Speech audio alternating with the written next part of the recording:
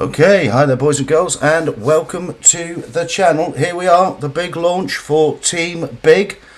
We have 2 days of scrims, and we've got a couple of lobbies for you as well, and we have some prizes and everything for the MVP and best players. Those have been kindly donated by the sponsors of the event, Red Bull, so thank you very much to those guys and to Team Big for putting on their event. I'm sure everybody's going to enjoy it. We'll be going in game very shortly, I'm sure. We've just got about 2 minutes before the plane goes, if we're all running on time, which I hope we are. I'll be joined this evening, co-casting, with my good buddy, DH Jammy. How are we doing, buddy? Very well, very well. Looking forward to this. Exciting to have a new event. New one to us and a new event on the scene as well. Yep, absolutely. Exciting times. So, as I say, boys and girls, we will be going in very, very shortly. And, yep, our first map of the evening. One of my favourites, Jammy. We're on Vikendi. Absolutely. I know it's your favourite to play squads on. It's also one of our favourites to cast on. And the reason for that is you just get very strange flight lines. It cuts off half the map. And then the first zone, famously, is usually a brutal one, and you get people forced to rotate. You get some teams with an early rotation trying to dominate and control an area, and you get others having to fight the blue, usually fight each other in the blue as well. Yep, should be very, very interesting, as always. All right, I think we're only about a minute or so off. I think, how many players do we have in the room? We have 63 in the room, so I don't think we're too far away now. No, we've got 16 teams, I believe. So we've got teams from Iran, Lithuania, Estonia, Egypt, Tajikistan, Czech, Russia. We've got one that's just listed as Europe. I don't know where they're from.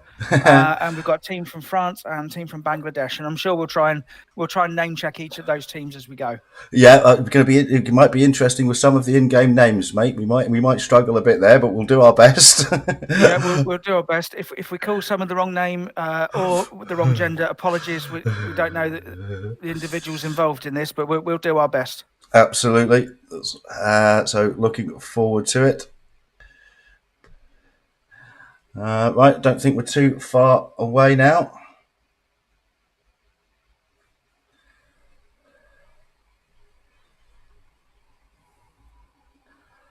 So we've got 63 out of 64 players, and now in the lobby. Yeah, and it is quite a cosmopolitan group of nations for the 2 lobbies, isn't it? And I know that we've got a couple of different streams going on. So a shout out to all the other guys streaming this evening. Hope it all goes well.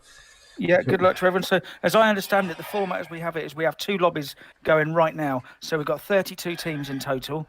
And I believe that what will happen is the top 8 from each lobby will then compete in day 2, which I think is on Sunday, for the overall win. Yep, should be an exciting couple of days.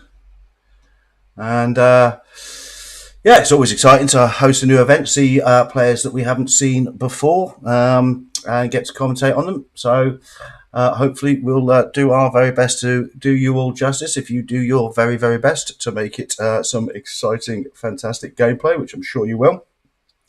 Absolutely. The one thing, if people want screen time, the easiest way is to get involved in lots and lots of fights. Yep. Easiest way to see your team on the stream a lot is be involved in a lot of gunfights. That's the easiest way.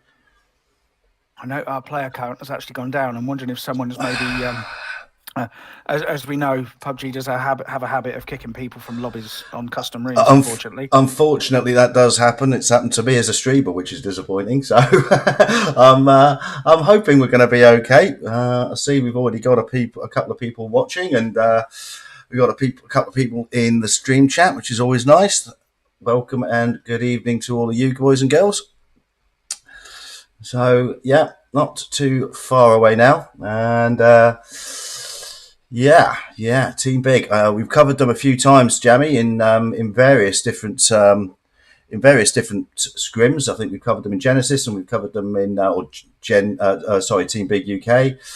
We've covered them in Tip Top as well. Good players, these guys. We've seen them a few times. Absolutely.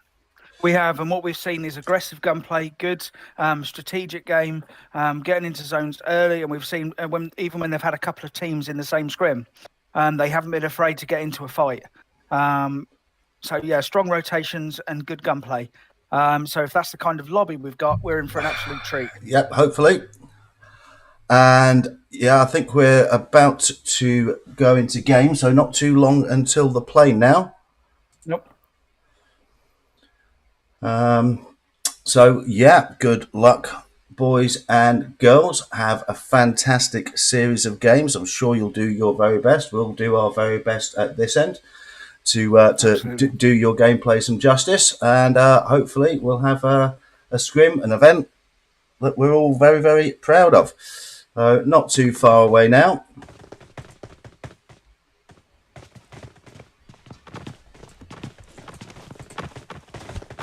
So we've got a couple of people in the chat, and we've got someone saying, "Let's go CGN."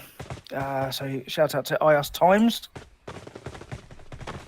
Good to see we've got some fans of certain teams in already. So 62 players out of the 64, so that's not a bad first game for a first event. Yep, so it's going to be very interesting to see our flight line. Always dominates what's going on Vikendi. I'm sure we'll be there very, very shortly. Yep. So now we switch to the plane and we go live. And there we are, boys and girls, game number 1. And we're going to follow down our host for this evening, Team Big. We're with Fireboy. Let's have a look at the flight line. And right, straight west to east, Jammy, across, well, basically over Flying Castle there. Absolutely. So we've got quite a southern flight line from Vihar to the southeast of Cement Factory. So most of the big places are in drop distance. I mean, you can get as far as Cosmodrome, Krichas, Peshkova quite easily. Whether people will rotate to the far north up to Trevno and Port, we'll see. It's really good looking at new teams to us because we don't know their game styles. So we can't really call it. And it looks like no one's going to Vihar straight away. And okay, we've got a couple of people over Flying Castle. Team 11 are approaching Villa. That's one of the big teams actually, so we'll see if these guys are actually going to drop Villa. Doesn't seem, if they do, they wouldn't have anybody with them. So a lot of people jumping late there, Jammy, heading north. Absolutely. Yeah, and heading north, getting away from the flight line. So we've got Team 16 here around between Movatra and Tovar, nicely spread out, taking a compound each. We've got Team 17 down in the south near Winery. But a couple of spread out teams at the early stages on the south anyway. It looks like those that are jumping north are going to have a bit more company. Okay, so we're here with team number 12, which is Vortex Esports. And these guys coming into land. Now, they do have some teams around them, but not immediately, so they should be able to get looted up fairly quickly. And, yeah, let's get ready to rumble, boys and girls. So yeah, it would be interesting to see. So we've got a first contact already over at Hot Springs and Cantra. So a couple of teams that didn't spread out. So we've got team... Oh, God. No, come on, please. We're all right. Don't worry. It will load in. It's just because we've got so many people in. Yeah, thank you. First gunfight, and we've already had a game glitch. That is really disappointing. Come on. Ah, dear. It just keeps happening too many times, game glitches, especially in spectator slots. Yeah, it's a regular occurrence, unfortunately, and it doesn't matter what device either. It's been since the latest round of updates, really. It seems to have got worse, but we will work with it. We will wait until it reloads. We'll try and talk about Vikendi. So one of the things we're missing, and it looks like we can see in the mini-map there, you can just see the edges of the zone going across the words of Hot Springs. So it looks like the zone itself, if you imagine where Hot Springs is down on the southeast, that the zone is actually going to be fairly central. So maybe it's not going to be quite as brutal to one direction or the other as perhaps you'd normally hear. Okay, I'm just trying to sort out a few things here, but I hate these game glitches. They drive me crazy.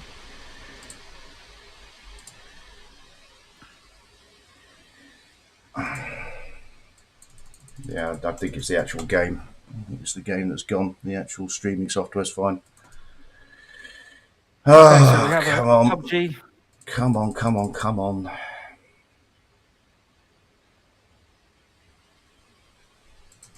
come on, please. This is, yeah. Oh, this is really not the start we wanted. No. I think that is normally it only takes a couple of minutes to resolve this. Yeah, quite did bad. we see a bit of a flicker then? We've had it in a few scrims. I say since the latest round of updates, we've had these issues. This is really quite bad. Right, I'm just gonna go off the microphone for a second to see if I can sort a few things out. Okay, so apologies for this, ladies and gentlemen. We'll be back with you as soon as possible. At the moment, we're following Team 14, we're trying to, Team Obey from Lithuania, also including Rolkis from Godsent.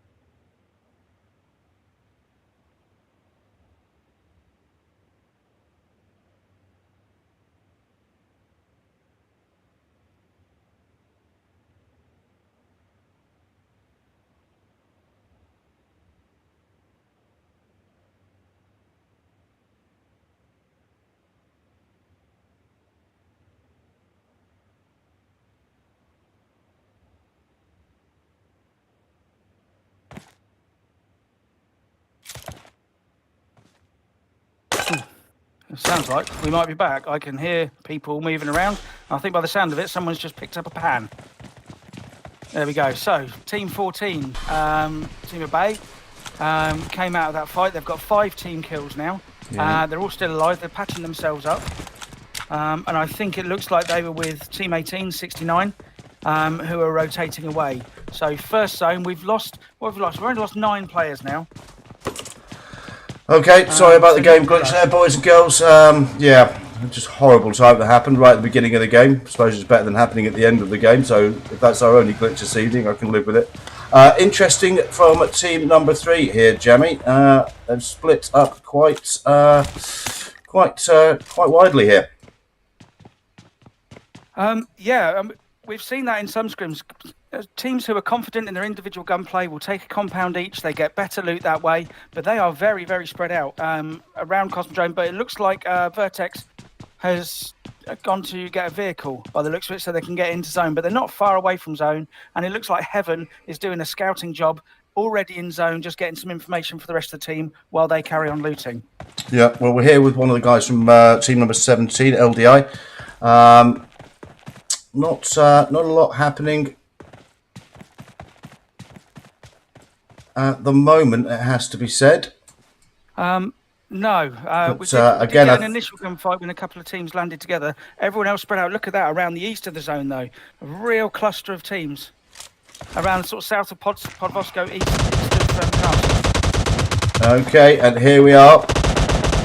Here we go. What, we've got 3-4 teams here? Team number 15, good games. Getting into it. We've got remnants of team number 12 out here. Vortex Esports from Russia. So some of the guys from FV. Yeah, we've also got Team 6, Quantum Leap from Estonia. All in close proximity. Team 12, they've got a couple of players up close, and they've got ammo from up on the hill there. Let's check in with one of our guys from Vortex, just doing a little bit of scope work. Good movement, getting some good information there. Not hanging around in one area, just making sure he can see around. Team 6 already got 1 kill, and it looks like Team 12 already down to 3, actually. So Team 6, Quantum Leap, initially involved in that gunfight, but doesn't look like anybody particularly wants to push it at this stage. But these are the only guys that are particularly close to each other. We'll just very quickly jump in with LDI. Now they're not too far away from team number 16. That's Team Incognito. But again, Yeah, so doesn't all look these like teams, none of them will shy away from a fight, but equally at this early stage, they're not going to voluntarily go in and crash into a fight just for the sake of it. Right, well, we had a little bit of gunfire there. Yeah, so a few shots found their way by the looks of it. Nothing too serious, just a little bit of damage. Yeah, so they know where they're scoping each other out. They know exactly where the other team is, or at least where some of them are. And so they're rotating past now, Team 17. So 17 rotating straight past here. The other guys are now mobile. This could be interesting because Team 17 have rotated around. Team 16 are also rotating. And Team 17 are going straight towards Team 8, who themselves are rotating around as well. I mean, that western area to west of Villa, I'm surprised no one dropped Villa, although that's more of a classics hot drop than scrims.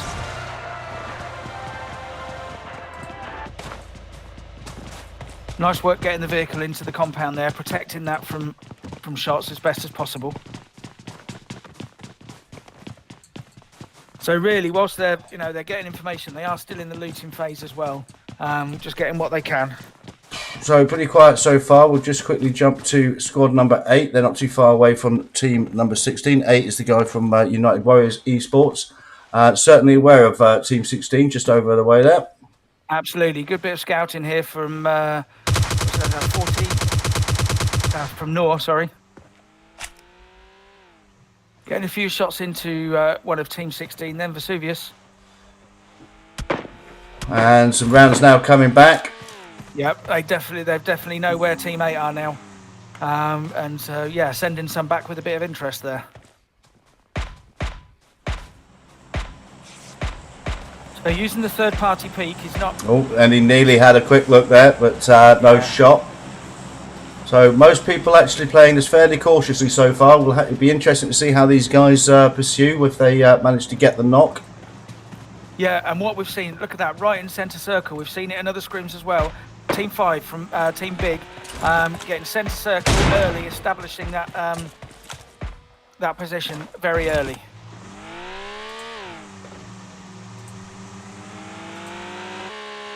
So these guys rotating away. Yeah, so we've got the first crate coming down as well.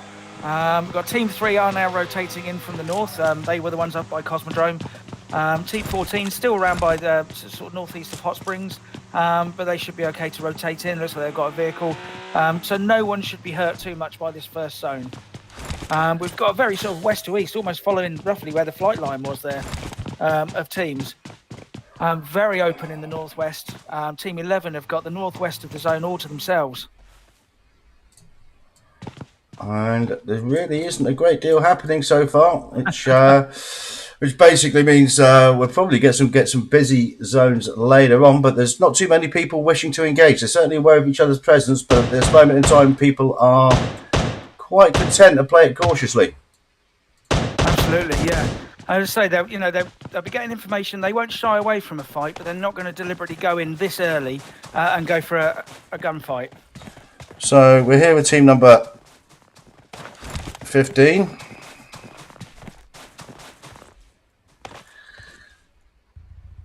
And a couple of shots exchanged there, but again, not really looking to pursue anything aggressively. It seems an awful lot of people concentrating on rotations rather than actually getting kills at this point.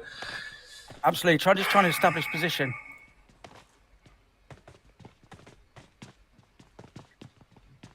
I've just had a note from YouTube. We need to go to the we're on the small screen on the intermission screen, apparently. Ah, for God's sake. I just love one of the joys of having the technical issue. Yeah, well, we're yeah, well, thanks. So in 4 minutes, that'll come through. So they won't know about it for 4 minutes. Thankfully, we haven't actually had any action for about 5-6 minutes. So yeah, it's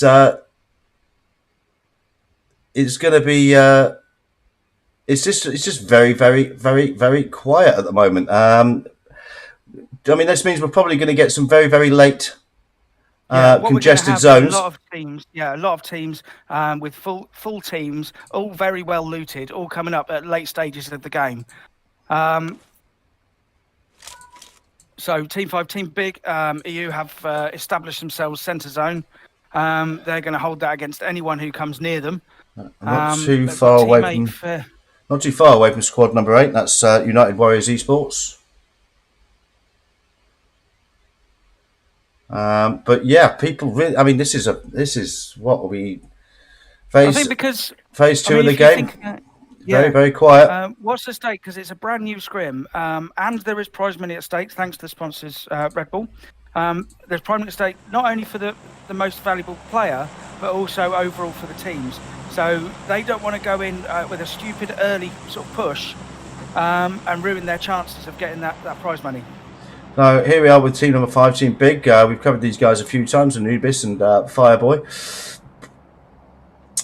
Danny Boy and Nobody. We've covered these guys a few times, and they can be an aggressive team. If they get a knock, they may be well inclined to pursue it. We've also got, by the look of that, not too far away on the outskirts, team number 14, a Bay.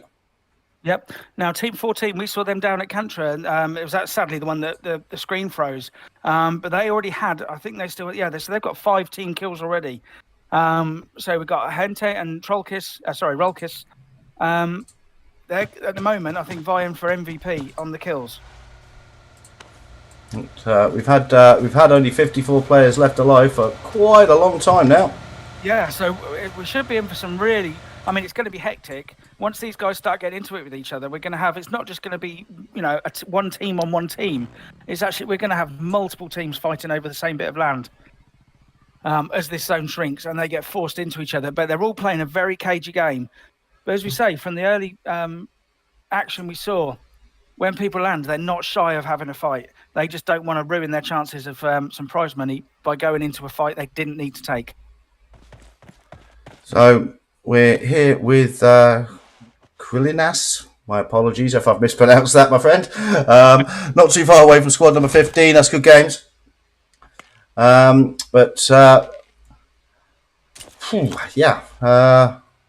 Well, we're probably going to get one of those zones where there's still 40 people left alive in phase 7, and it's just going to be mental. It's basically going to be 40 people hiding behind rocks, about 3 feet from each other. I mean, you can see how congested it's starting to get, and strangely, that no one is over at Villa. No one's in that western side. Hey, we got some shooting, Jamie. We've got some shooting. Okay, so we're here with team number 18. That's team 69. They come under the pressure from team number 8. That's United Warriors Esports, and also Big is not too far away, sticking around in. Yep. So getting the heels in there. It looks like the snowmobile's gone for a burn there. Now, what it might do with Team 5, with Team Big being there, now Team 8 have opened fire. Big know exactly where they are, and that's going to spread the fire that Team 8 they will have to concentrate on. They can no longer just concentrate on Team 18. Okay.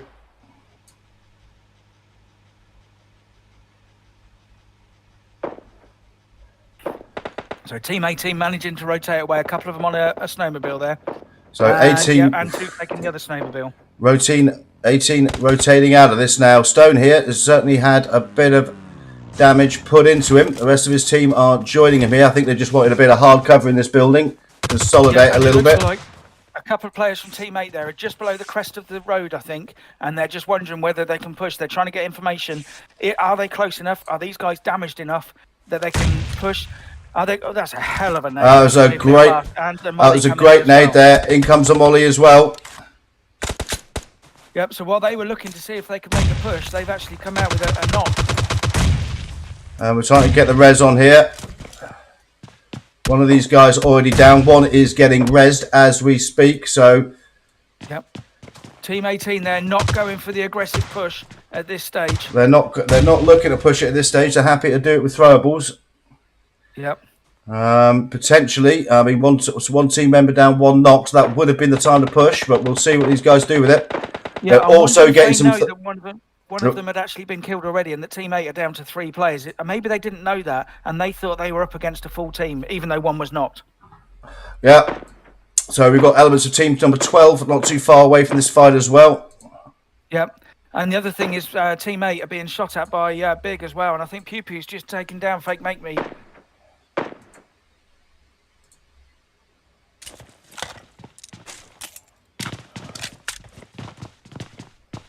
Okay.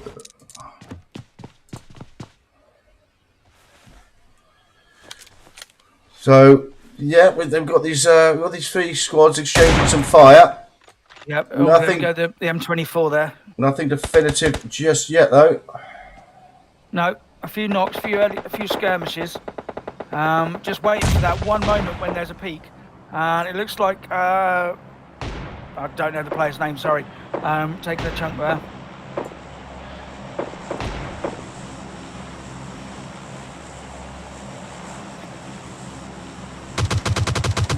So these guys now are going to be out of zone.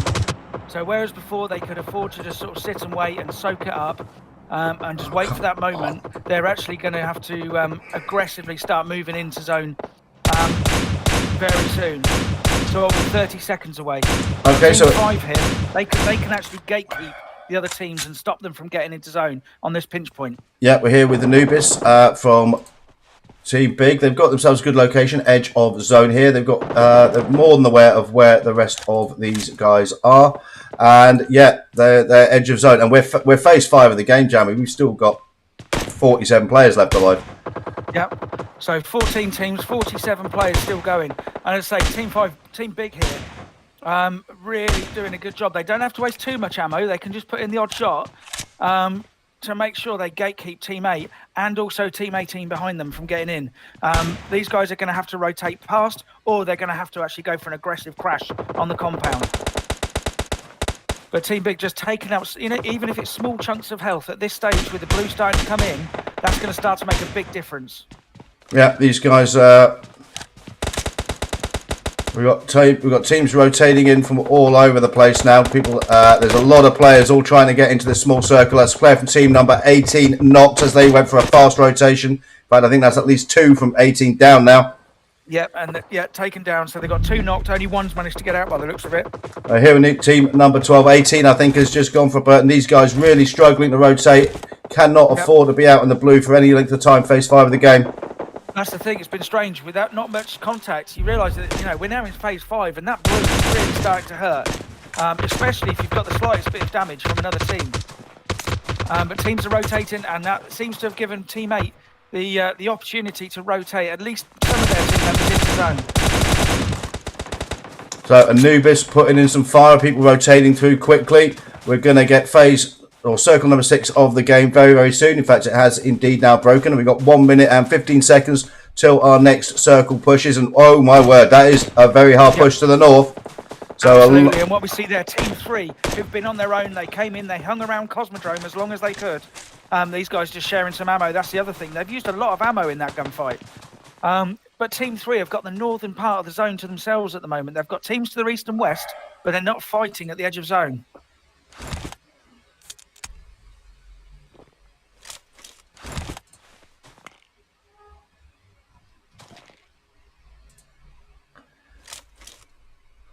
Okay, so we're down to 37 players left alive, 11 teams still contesting, and a lot of people with a long way to go. And that is 4T there from UW, getting some rounds in, taking a thirst, but 2 members of his squad down, and he's certainly been seen. He copped a fair few rounds there. Absolutely. No, he's not in the blue yet, but he's only got 20 odd seconds, and here I think he might be getting ready to make his escape. He's doing a good job, a couple of kills. But he knows there's another team just very, very close to him. And once again, action on the edge of zone as we've got, 3-4 teams around that crate. We're here with Team Obey, and they're getting into a right bum fight here, right at this edge of circle where Team Big position themselves. Team number 15 also pushing. Team number 6 also involved in this gunfight. This is what happens when you have a very quiet part of the game. Everybody starts fighting, coming into circle. Absolutely, and we've got 4 teams contesting, and we're only talking edge of zone. There's hardly any cover here, but it's just the edge of zone. They're not even trying to hold a compound in centre zone. That's our general situation on the ground. We've got Obey there. We've got some guys for Team 6 QL. 16 now coming under pressure. Yep, Team 15 from Good Games from Russia as well. And one of the players from Team Big has now been knocked. Yeah, I think you might have got the revive on actually by the looks of it. Fireboy putting some rounds into 16 there. Yeah. So these guys know. In fact, Danny Boy has actually been. They've established the knock and taken it, confirmed it as a kill now. Anubis now been knocked by. That's OP. Electric on Fireboy. So we're here with the guys from squad number 3 now. They're right on the edge of zone, overlooking this fight. Probably not a bad place to be at this moment in time. And they've managed to get here without having to go through 3 other teams. They rotated late from the blue, but they were on their own in the northern edge of zone. And the next zone's actually just broken. Our next circle has, in fact, just broken. A lot of people still well to the south. Yeah, so we're going to see that the number alive is going to thin out very quickly as those teams in the south get into it. And in fact, we've got Why Not Team 3 putting some shots into the other teams from their position in zone. So they're really under pressure, all these teams in the south. We're here with Team Obey, squad number 14. They've got people behind them, people to the right, people to the north. And they've still got a fair distance to rotate, 80 metres to rotate to the zone. And we have 40 seconds until our next circle pops. We're in phase 7 of the game with 16 players left alive. 5 teams still contesting. And we've got this Team is 11 on the edge of the blue now. They're going to have to push past at least 2 teams to get into the blue. And they're not in a great position at the moment. And this is going to be very, very hard. Now, these rotations, the blue is going to really start to hurt these guys. Smoke. Yeah. So they're being forced to now. They probably don't want to, although actually Squid taking down Useless. Squid doing the business there, but ultimately taken out. And you can see on the mini-map, Team 3, they're not content with just staying north of zone. And here they're actually gatekeeping at the edge of zone. Here we are with Big Pew Pew trying desperately to get into this zone. They've got players knocked. We've got a huge gunfight going on with these guys. Team number 6. Yeah, and they're going to have to go over the bridge or round the gully. They have got down. They're going to find out here. You just can't get up that cliff. They've got a very, very tough rotation now. Team number 11 Big, starting to come in on the edge of blue, getting into contact with squad number 3. We're down to 3 teams left alive. Yeah, so we've got Why Not, we've got Quantum Leap, and we've got Team Big number 11. So we've got 3, 6, and 11. And Team Big 6 are coming through. Have just been wiped, and this is aggressive rotation for the guys from Team number 6. They're drawing a lot of fire from Team number 3 here. Yeah, they had no choice whatsoever. They had to take that very risky rotation. And boom, there goes the car. What a dramatic way to end that game. That was absolutely insane. So ridiculously quiet in the early parts of the game, but went absolutely crazy towards the end there. And yeah, what a game, Jamie. Okay, in first place, my apologies. In first place, we have the team Why Not. They pick up 11 kills. In second place, we have Quantum Leap. They pick up 7 kills. And in third place, our host for the evening, Team Big, they pick up 10 kills. Now, looking at the top fraggers there from the top 3, that would be Squid from Big. We'll just have a look at the rest of the teams to see if we've got anybody who did better than 5. Doesn't look like we have anybody in the top 7 who did so. We'll just check down. Okay.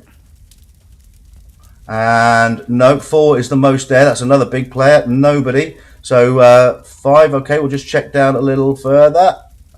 Get some screenshots as well, you understand. Assisted by my very, very noble and wonderful assistant, Jamie there, who's sorting that out for me because I talk better than I handle tech. Okay, there we go. And those are our last 2 placed players there. So, yeah, it looks like top fragger is going to be Squid from that game. And it wouldn't surprise me if the guys from Team Big actually turned out being the biggest clan and squad kills from that game, but we'll obviously have a look at that as we go forward. Right, boys and girls, Jamie and I are going to take a very, very quick break, and we shall be back with you very soon indeed. Bye for now.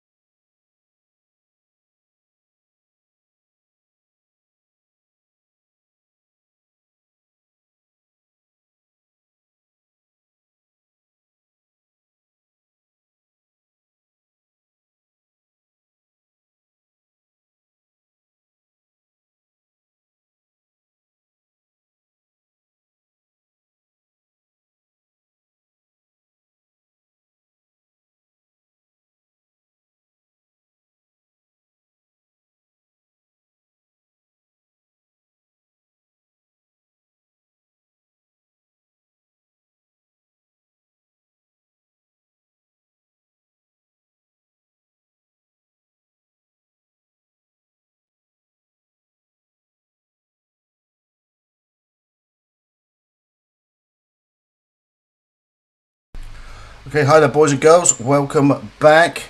And right, I'm just going to try and sort out these screenshot things, Jammy. So why don't you talk us through your overall impression of game number one? My word, that was quiet in some of the early stages. Absolutely. We had a couple of small engagements as people landed together. But what we saw was people were very nervous, isn't the right word. They were very cagey about engaging. They didn't want to crash a compound and take themselves out of the game and lose the points. What they wanted was to make sure they got to the final stages and get those points. And that's what happened. We had, a very tactical mid-phase, shall we say, and then an absolutely crazy final stage. We had something that was 11, 12 teams all into sort of phase 6, phase 7. Loads of people getting involved. There were gunshots going every direction possible. And in the end, what we saw was Team 3, who had that early. They went early. They went up to Cosmodrome, and they rotated through the blue into the northern part of the zone where there was no one else in front of them. Whereas in the south, which was closer to the flight line, we had maybe 5-6 teams competing for a very small area of land. And that was before they'd even got into zone. And it meant that Team 3 could hold that high ground on the cliff. They got into zone early, into the final stages of zone. They didn't have to have huge gunfights to get there. But we saw from their kill count, they weren't there by luck. When people got near them, they were able to take them down. And they ended up with, 10, 12 kills, I think, between them as a team. So just finishing off players as they got near them. Yeah, it was. It was very interesting. I mean, obviously the glitch didn't. Fantastic start. Game glitches for 5 minutes, and then messes about with the stream software, which is always interesting. Thankfully, not a lot was actually happening during that period of time. But yeah, I mean, I think I made a comment during the commentary. We had, I think we still had 47 players left alive. Phase 5 of the game, which when you start with 64 players or 62, I think it was, is a lot of players. I mean, there were certainly some shots exchanged. There were certainly people were very aware of where the other teams were around them. But nobody seemed to want to engage in that sort of early few phases of the game, which, of course, as we predicted, leads to absolute chaos coming into phases 6 and 7 of the game, which is what we saw. Absolutely. And what we did see also is when we did have two teams going at it across a road, yes, they were putting in that sort of medium range engagement, putting rounds in, and then they were putting the throwables in. But what they weren't doing was, once they had established the knock, they weren't going for that aggressive push. No. Of course, I haven't seen a game ended like that for quite a long time. Actually, the guys from team, I think it was Team 3 in the end, wasn't it? Who took it in the end. They actually won the game by blowing the car. The fantastic individuals from Why Not. They took the win by blowing the car. To be fair, I think the guys it was the same team that had been trapped under the bridge, I believe, wasn't it? And they had a ridiculously difficult rotation with that zone pushing on them the way it was. Absolutely. And Team 6, yeah, they had to make that rotation because they were underneath. They were in that gully and under the bridge. They couldn't get up the cliff. And literally the only way they could get out without just dying to the zone, in the gully, was to take the car. And of course, Team 3, they only had one target to shoot at. All four of them were able to just target that car. And as we saw, it didn't last very long. But Team 6 just didn't have a choice. Initially, it was a good idea to rotate in there. They were away from the other teams like Team Big and I can't remember, it was 11 and 14 anyway. They were fighting up on the high ground. They were away from there, got a few kills in, but then it came to bite them when they tried to rotate into zone. Yeah, absolutely. Had the circle broken for them, they'd have actually had not a bad location there because the other guys would have had to sort of almost rotate in by running down there, driving the car aggressively in, or simply jumping off the cliff. So, the circle was certainly cruel to them. Although you have to say, I mean, that is always a possibility if you take such an isolated position. Yes, absolutely. But yeah, I mean, we saw some good. I mean, we saw in the early phases, Team 5 from Team Big, they took up a strong position centre zone. Very small compounds, not a lot of loot, but they'd done enough looting to get there and hold it off. And as the zone gradually shifted, they were closer and closer to the edge of zone. And the teams that were then having to rotate were having to rotate past them or even try and get through them. And they were able to just hold them off. And they were doing a lot. I'd like to see their damage stats if possible. Obviously, we can't, but it'd be interesting to see because they were putting just small chunks of damage, but lots of them. Yeah, certainly the two teams from Team Big this evening racking up the kills and were very heavily engaged. They held that position on the southern part of the circle for quite a long time and were engaged with several squads around them and were putting damage into all of them. So it was a fantastic performance. But ultimately, the guys from Why Not taking the win in game number 1. Well played indeed to those boys and girls. I think we are about ready to jump into game number 2, which is your favourite map, Jemmy. We're on Miramar. Yeah. As you know, I love Miramar. My favourite part of the game is I love the medium to long range engagements. I love sniping. I love spraying with an M4 and a 6x, that sort of thing. I know you prefer something like Sanhok, so you can get up close and personal. I do, mate. I do, mate, purely and simply because I am a bit of a grubster and I like a fight. Absolutely. Now, this will be interesting because everyone can spread out with it being Miramar, but the best loot is in the more congested places anyways, in the busier places like San Martin, Picado, and Chimacera is often very, very busy as well. So depending on the flight line, that will determine where people will jump to. And yeah, we'll see. Because there's potential for it to be more spread out, but whether they will actually spread out, we'll see. I'm not sure. We might get actually a more steady and busier game than we did on Vikendi. Okay, so we have the plane, and there is our flight line, Jammy, and oh yeah, interesting one. So we're going over Prison Island, and we're heading up to the north. So Picado, Hacienda, San Martin, maybe a rotation along the road to Campo Militar, all possible from there. Absolutely, you can get anywhere from here. You've got the main areas within the central zone of the map, all within reach from the flight line. But then also being Miramar, you get a lot of players which will probably take a vehicle and rotate out to, and you can get to El Pozo, you can get to Junkyard and some of those places. So we should see a good spread of teams here. But I'm expecting a few to Los Leones. Picado will be San Martin probably, and maybe even across to Crater Fields and La Cabrera. Interesting. Nobody going for the fast hot drop straight out of the plane into prison. Very surprising. We see Team 7 are going to the east of the southern island. So that's obviously a pre-planned drop. Very interesting. We see Team 16 who are doing quite a split there, are going 4 solos by the looks of it, effectively. Yeah, that's an interesting tactic. That's 16. That's the guys from Team Incognito, our friends from Lithuania. Yep.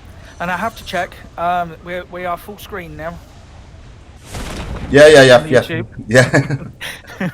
But look at that. In that central zone, there's no one in Picado. Team 16 very close to it. It's down to the southwest of Picado. Only one team are heading up to the northwest. We've got quite a few. We've got a few teams around sort of east of Hacienda. It looks like nobody from Big has actually run someone over.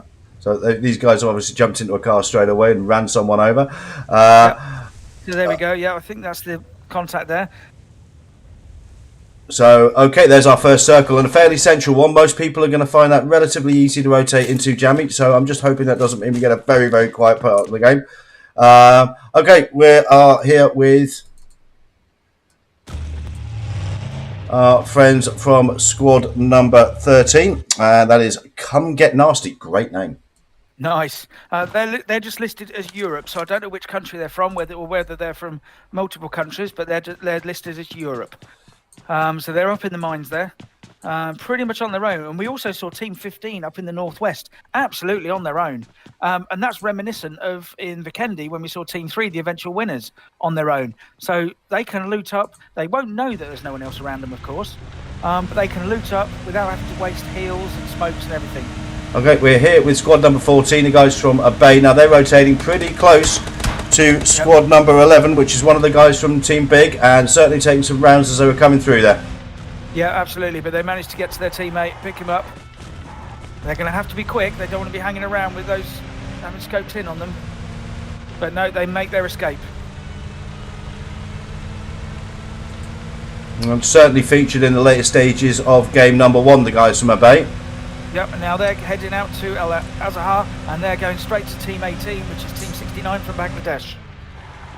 And our friends from QL, actually, Quantum Leap, again featuring very much in game number 1. Looks like they're the only team who actually dropped Hacienda. Yeah, so hopefully we'll see the Golden Morado winging its way around the map.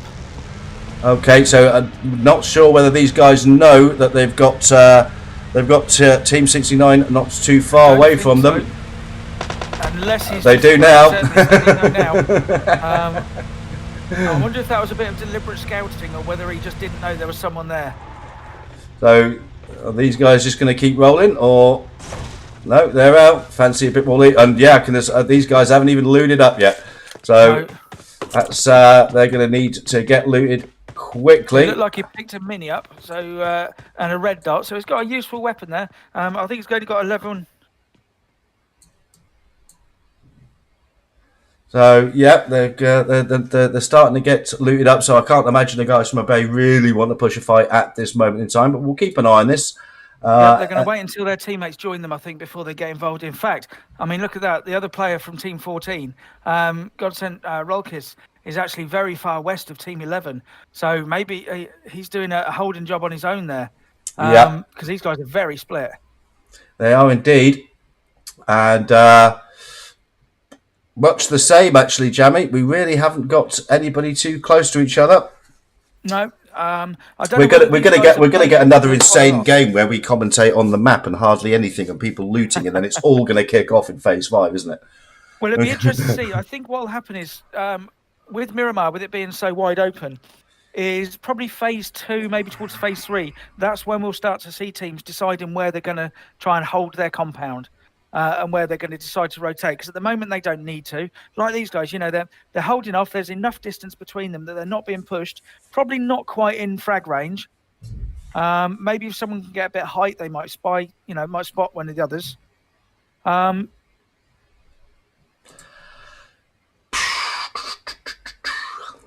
Now. Right, okay. Just checking the map here, and nobody's actually very, very close to each other. These two teams are the two teams that are closest to each other. So, it looks like Team 11 are actually going to join them in the town. We've got a couple of players from Team 11 who are heading east towards the edge of zone. Useless has actually had some shots, taken some shots already. Sorry, not Useless. It was another player. I thought it was called Useless. Quillinas, maybe. Oh no, Henite. Henite. Henyet. I don't know, sorry. I was going to say, I don't know if it's Henite, mate. That sounds like something we studied in chemistry, I think. It does, yeah. Oh. So, again, very similar to game number 1, Jammy. 61 players still left alive. We've been going 6 minutes. And I think it was basically somebody running somebody over on with a car when they first landed. We haven't really seen a great deal of anything so far, but that obviously means we're going to get plenty later.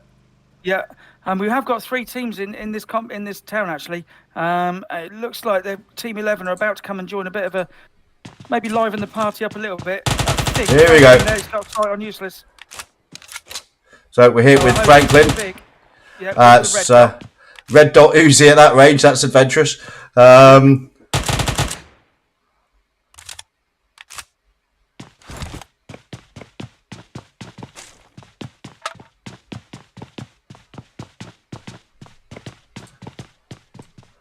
Still attempting to loot up, and these guys from team number 18, they're really not that far away here. So no, very close. So they're looting, but they're not being reckless. And we see Franklin getting very close to team 18. He's obviously heard the footsteps now. He knows there's someone there. He's well aware he's got people on him now. So we'll just stay with this, and here we go. They've had a quick peek.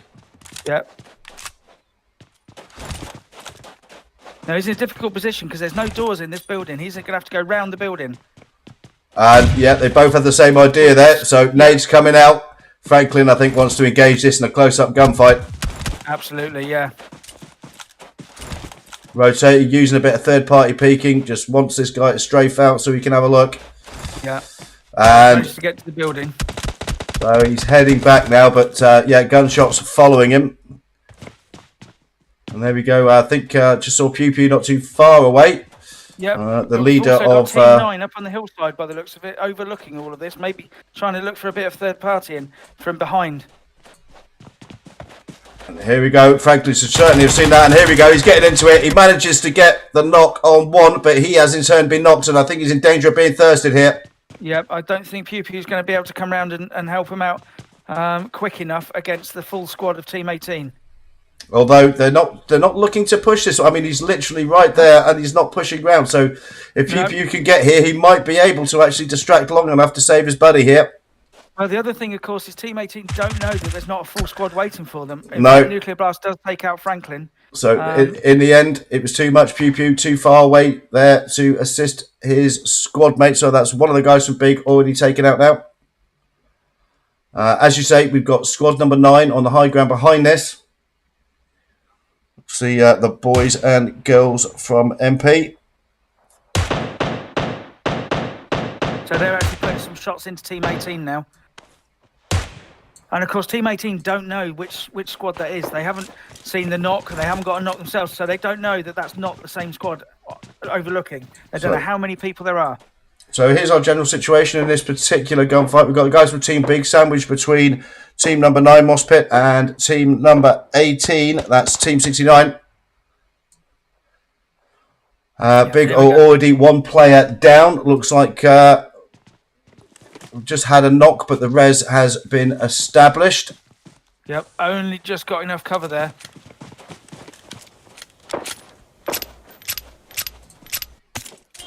Pew Pew, managing to loot while hidden from the other teams as well. Only got a level 1 helmet and vest though.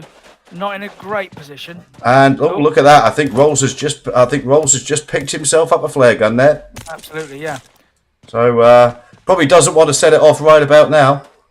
No, because these guys are actually separated slightly. They are very much indeed. So I think Pew Pew maintaining somewhat of a low profile. Let's just check the disposition on the rest of the map. All the rest of the teams are trying to rotate in towards central zone. So we might, like I said, despite the distances, you get that a lot on Miramar, where teams do try and rotate early because it can hurt trying to rotate in from the blue. A lot of people starting to head towards centre zone here, Jamie, I've noticed. Yeah, absolutely. As I say, they're trying to rotate in early. Maybe a few of the teams got caught out on Vikendi, didn't rotate in early enough, and we've seen Team 5, Team Big, Team 3, Team 17, 13, all around the centre zone. So that looks like Team 5 are doing what they did in the first game, and they're going to try and establish a compound in centre. Yeah, and they've got the boys and girls from, actually the winners from game number 1, WN not too far away. Can't see that they're in contact yet, so we'll stay with this one, but this one's, I think people are happy to keep this a fairly long range or long range engagement, but they're going to have to move soon. It's not going to hurt too much, but we are going to start getting pished on by the blue. And as we know, if we're going to get a very busy late game, you certainly do not want to be fighting the blue on the way in. Absolutely, and what I'm wondering is Team 9 up on the hillside there overlooking this. I'm wondering if they've got a vehicle, because the vehicles will be down on the roads, down by the town. So if they haven't got a vehicle, they're going to have to try and rotate. So we're here with one of the fellows from team number 9, Easy. I'm going to go with Rebel well, here. They know roughly where people are, but not exactly. So now the shooting's stopped in the town. They can't get the location. So they know there's people there, but not exactly where. So I'm guessing they probably know where the 69 team is, but not necessarily where Pew Pew is, who's been inside the building the whole time. Still somewhat separated from his teammates, Pew Pew. Okay, we're going to leave this for a second. We're going to join our friends from squad number 17, LDI, and they've got elements of squad number 10, squad number 8, not too far away. And that is out the vehicle. Godless getting knocked by Roxanne there. Great work. Out comes the nade. Yep, might be start to take some shots themselves though. Very close there. Didn't quite manage to finalise the knock. They know they've got a knock player pretty close to them, but they're still playing it fairly cautiously at this point. Yeah, the rest of Team 10 have actually rotated out to the other compound. They're not going to risk their teammates for that one player. Okay, that's Roxanne taking out Godless there. So the rest of team number 10 basically deciding not to attempt to get there and fight that one out. Very difficult actually, because a lot of open ground there. You could have lost half the squad.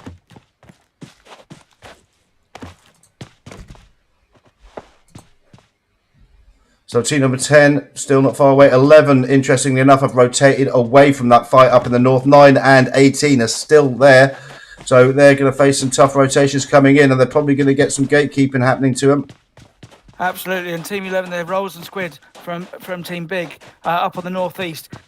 They're going to be able to hold that edge of zone, and if they can, try and protect their teammate as he comes in. But yeah, around the north of the area, I'm surprised that more teams aren't. I know there's not a huge number of big compounds, but I thought more teams would be coming in towards centre zone. They're going around the northeast, around the San Martin area, getting nice and busy up there. Okay, we're going to jump up to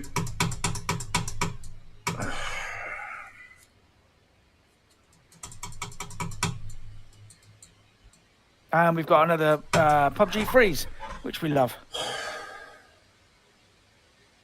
There we go. It's coming back. And Easy has taken down Pew Pew from Big. Hashtag taken down Krilinus. And Easy has actually finalised that knock and converted it on Pew Pew from Big. Okay, so that battle up in the northeast, that's actually over now. Okay, so here we are with squad number 6. That's Quantum Leap. They're not too far away from the guys from team number 14. We've also got 15 involved in this fight, and some guys from Vortex as well, number 12. So we've got a few teams around here. Yep, so Team 15 we've got listed as Good Games, GG from Russia. But looking at their clan tag, it looks like it's something different. I wouldn't say so. I would say, actually, that's probably, looking at the list of reserves, that's probably Final Verdict, I would imagine. That makes a lot more sense from Ukraine. Yep. Yeah.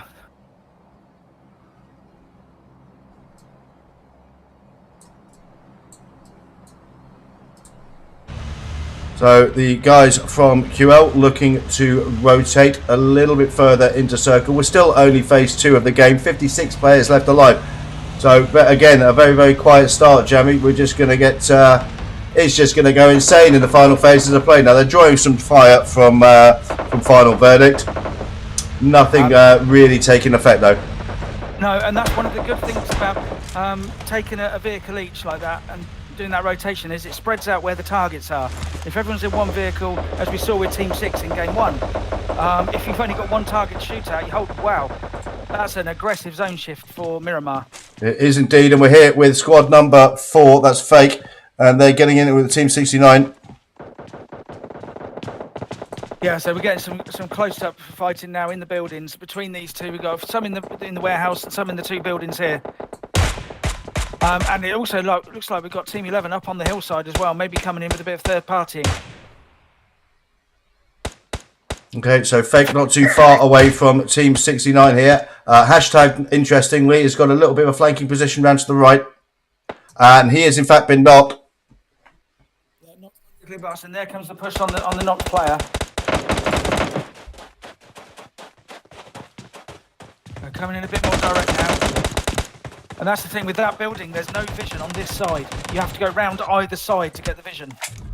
So at this moment in time, we're here with Fake Me. He's the only member of his team still up. Manages to get a knock on one of the players from team number 18, Team 69 there. And he might do another one here. And that's 2 he's knocked. So he's the only member of his team up and running, but he's putting in some work. And that's another. This guy's a one-man John Wick. Come back and take him out. So, I think he managed 4 kills then, but then Team Obey come in and finish off for 5 team kills. And it looks like, in fact, I didn't get the player's name, the one we were looking at then. Rollkiss, Godsend, 5 individual kills, adding up to the 5 team kills. Yeah, that was aggressive police play. I have to say, great gunfighting there. Didn't quite manage it. Team number 14 coming in and spoiling the party, as exactly as they're supposed to do. Absolutely. And we've got a few teams here. We've got 14 seconds to zone, and we've got a few teams here with quite a long way to rotate in still. Okay, we are here with squad number 13. That's Come Get Nasty, and looks like these boys are not too far away from squad number 5. No, right on top of them by the looks. Oh yeah, so Team Big, Team 5. Is there? Let's have a look. Is Anubis on his own over here? Yep. So Fireboy knocked, Anubis having to heal up. So there's been some real damage come in, and Fireboy knocked, and you can see where he is. It's right underneath Team 13. Yeah. Over there. Yeah, I don't think Anubis is gonna fall for that. Please come and res your teammate so we can kill you trap. I don't think his teammate's going to be crying out for him to come over. I don't think he'll be telling him it's safe. No, I don't think so.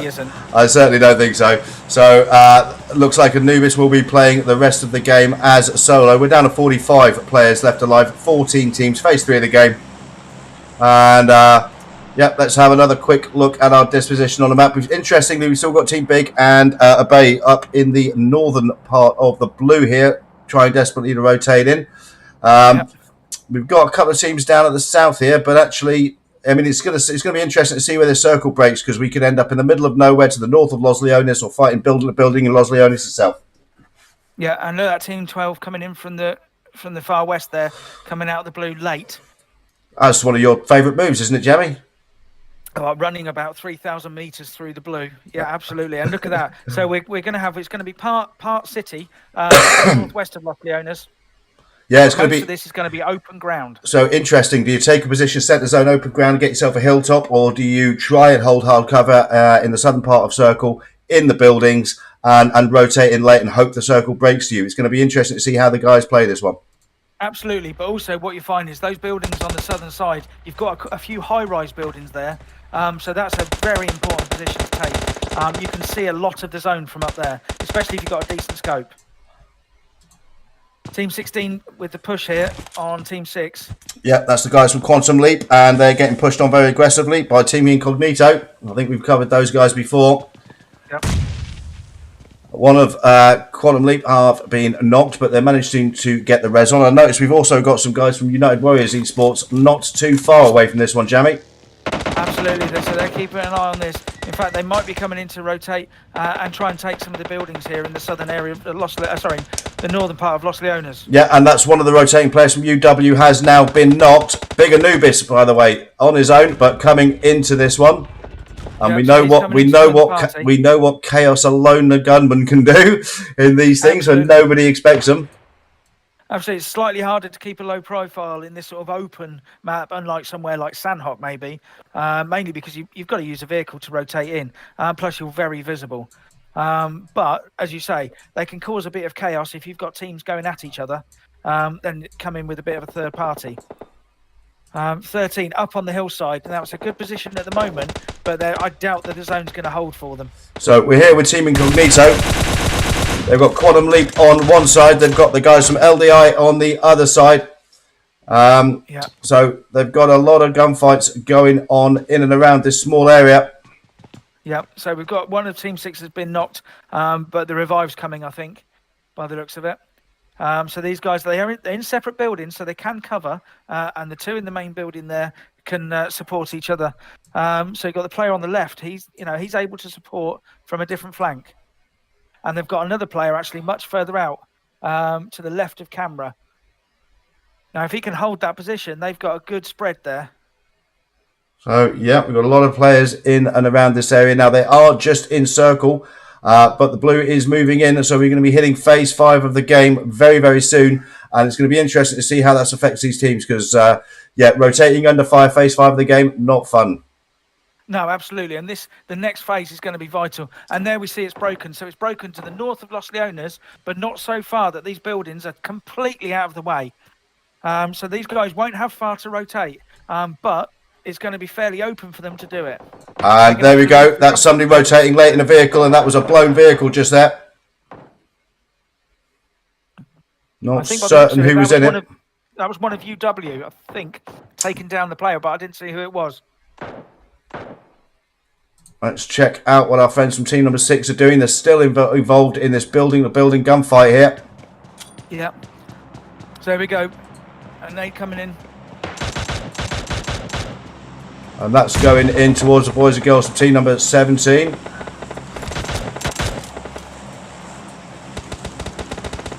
So no name there, ready with the AK. In cover, got a vehicle as well for the rotation. But there's a lot of players between these guys and the zone, despite the fact they're only, 20 metres away. Yeah, these guys are really aggressively defending their little corners of the buildings they have. While they have hard cover, they want to keep hold of it. Yeah, and we see Quantum Leap, Otsa and Quasimodo there. And I think by the looks of it, their building's in zone. In fact, both of the buildings that they're holding are in zone. And they've got a good overlook to the rest of the zone as well. So those are going to be very important buildings, and they've got to hold them. Yeah, team number 17. Team number 17, the guys, boys and girls from LDI. Now, these guys are slightly outside of our next phase of play, and it's going to be pushing in just over 10 seconds. So they've got to make a move. Yeah, and Roxanne, they're taking the vehicle and rotating round, taking a completely different angle there. Excuse me. but they're being held. They can't just force themselves. They can't just run into zone because they've got enough teams that will just take them out. So they're going to have to plan it. They're probably going to have, and you see Roxanne still not into zone. Getting closer, we've got Team 13 holding that eastern edge. And here we are with our friends from Come Get Nasty. This is Sways whacking the nade out there. Absolutely. Now what they do is they don't even, because they're in the blue, they don't have to knock with the nade because the blue's going to do damage as well. And these guys have got themselves a location just inside of circle here. Everybody, so they're holding that position. Here come Team 17 being forced on that push. Here we go, and goes to the drop shot, manages to get a lock, but Whitey himself is now knocked. Yep, so Roxanne's knocked as well, so it's only, No Name's the only one left standing here. Desperately trying to get the meds in, zone starting to push. So I think they managed to fight off the first couple of attackers. I don't know how many more are going to try and make the push. Trying to get over that wall without being seen to get to his teammate. But I think actually, no, his teammate's actually been thirsted now.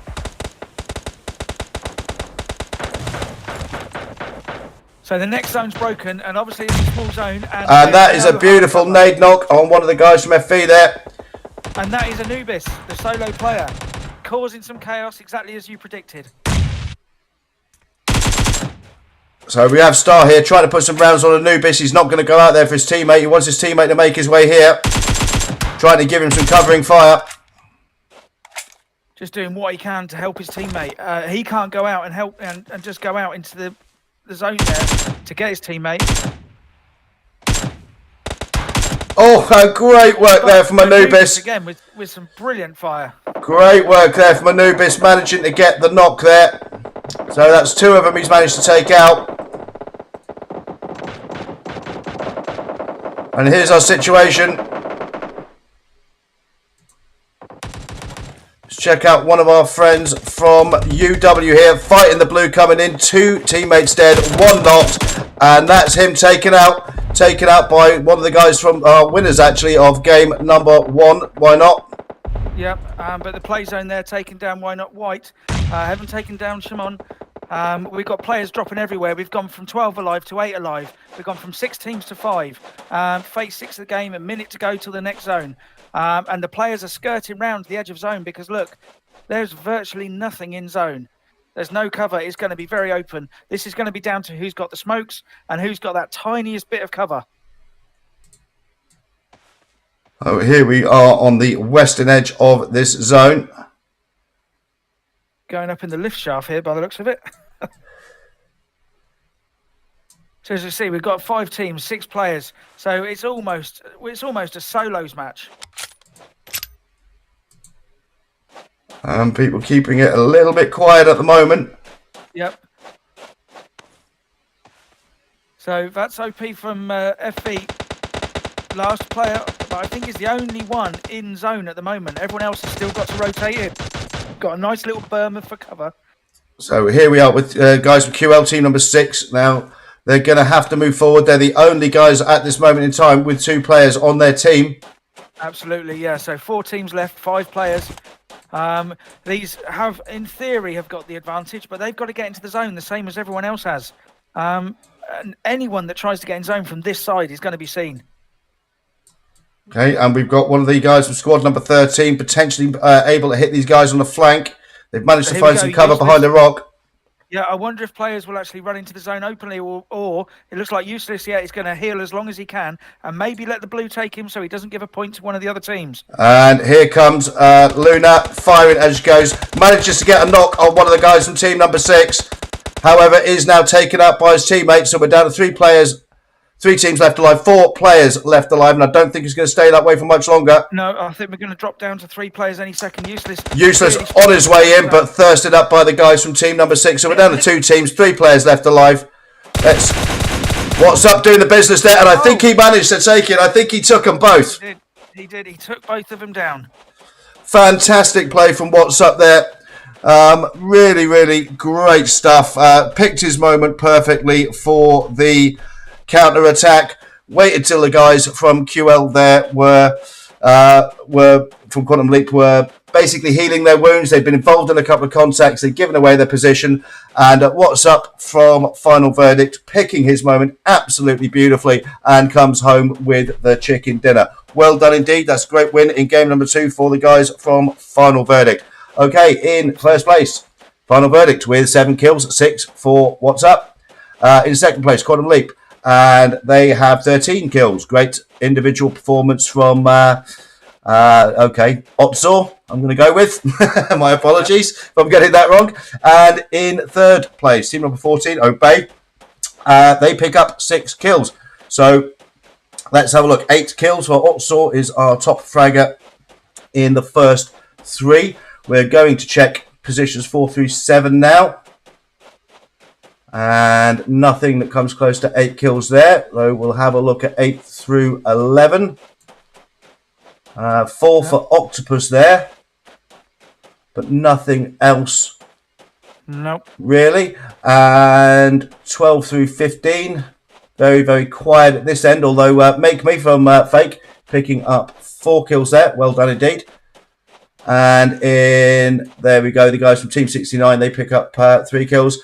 Okay, boys and girls, that is the conclusion to game number 2. Fantastic work there from Final Verdict. We're going to take a quick break, and then Jamie and I will get back into it in just a few moments. See you soon.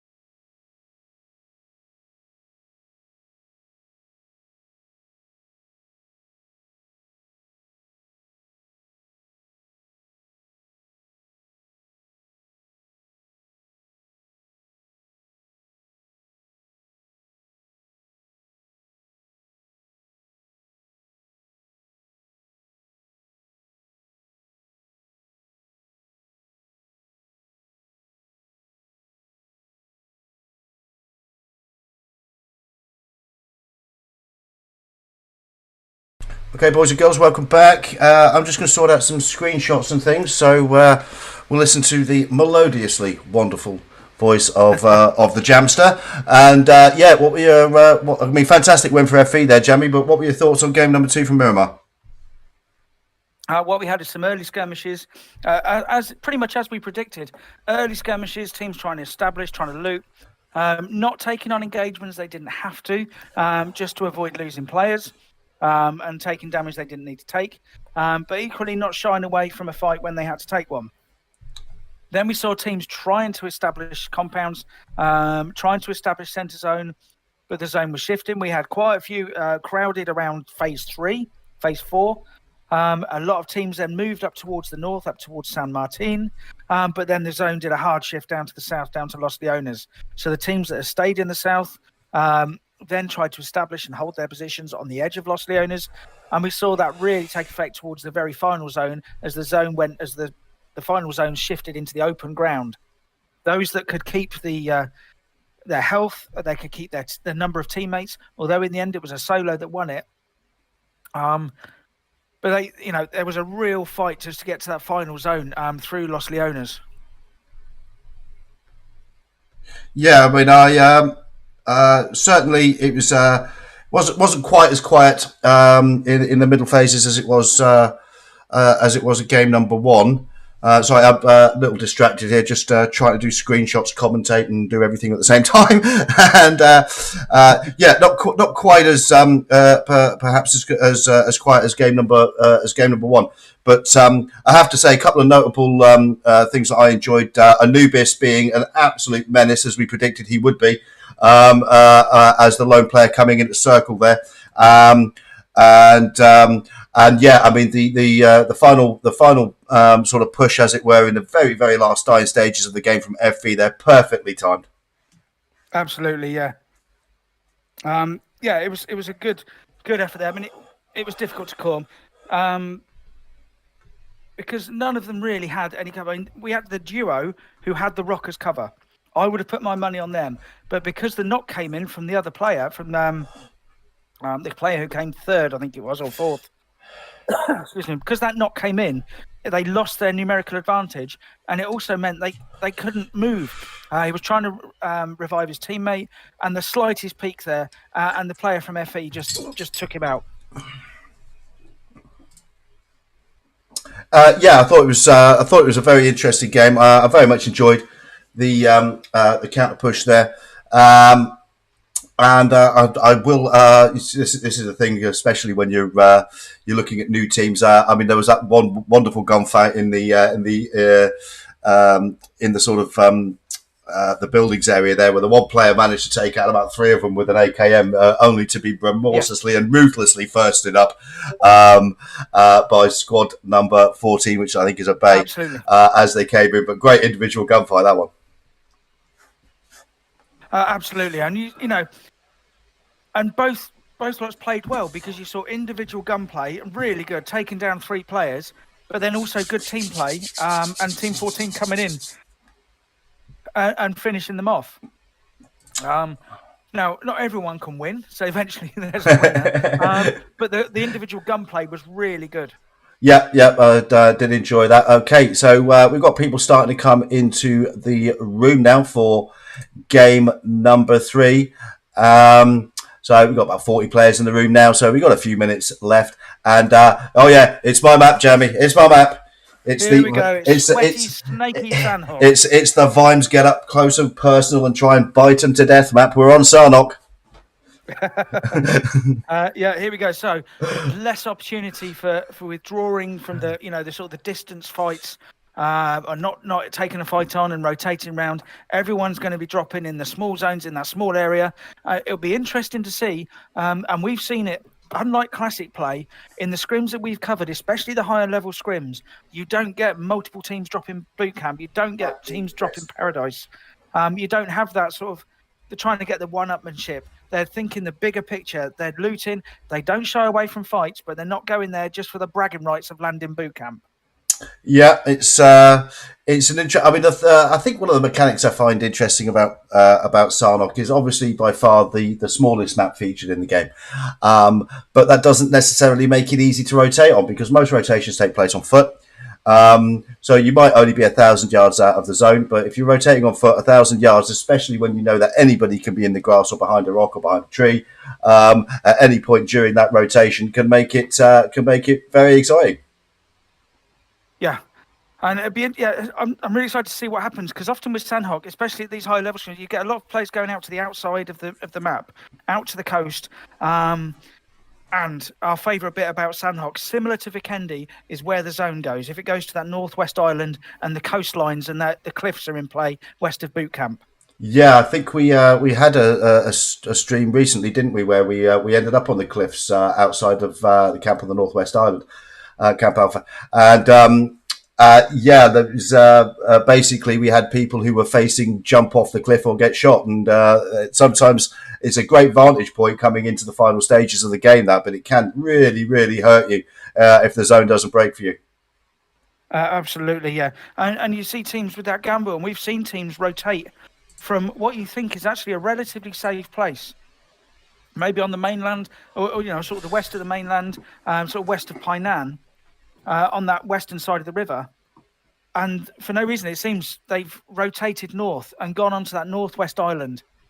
And if they get lucky, absolute genius play. They're there, they've got the high ground, they're looted up, they haven't had to fight to get across the bridges or swim across the water, and they can pick players off. We've also seen it, like you say, when the gamble hasn't paid off. And they're the ones that have then got to rotate from that northwest island. They've got to try and get past boot camp. They can't get up and over the cliffs. So you can get off the cliffs, you can't get up them. So they had to go to the shallow areas or to the bridges. Okay, it really forces them. Yeah, it's going to be an interesting one. Looking forward to it. Now, I don't think we're too far away from the plane here, Jambi. So you never know, we might be getting into it pretty soon. I think, we've got the loading screen up. So, it's going to be very interesting to see how these teams play Sanhok because, it has been a little quieter in some of the medium or mid parts of the game. So it's going to be very, very interesting to see effectively whether or not they're having to rotate everywhere on foot. I mean, some people do grab a vehicle, don't they, on this map? But it's going to be very interesting. It's going to be very interesting to see how people choose to fight this one out, go for rotations, because rotating out on foot in the middle of a gunfight is a lot harder than jumping into a vehicle. Absolutely. No, that's when the only time we see players get into a vehicle on this map is when they absolutely have no choice, have to. Yeah.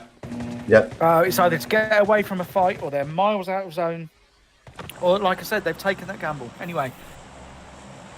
Okay, here we are. We have the plane, and interesting. So the Northwest Island you were talking about, Jamie, is certainly going to be featuring in part of the drop.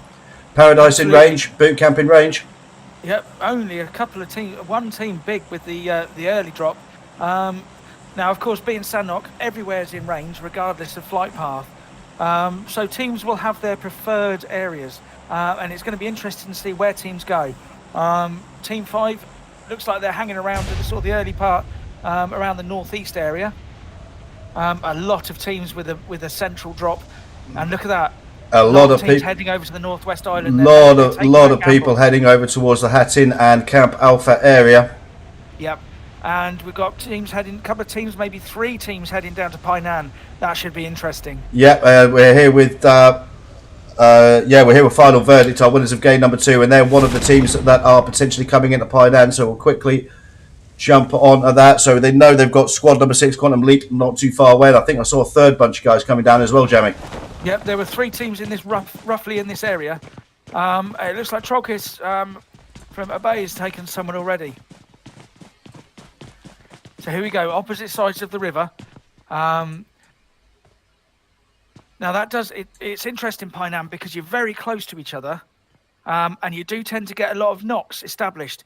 But it can be quite hard to push the knock because you've got to use the bridge or you've got to go through the water, and that just slows you down so much.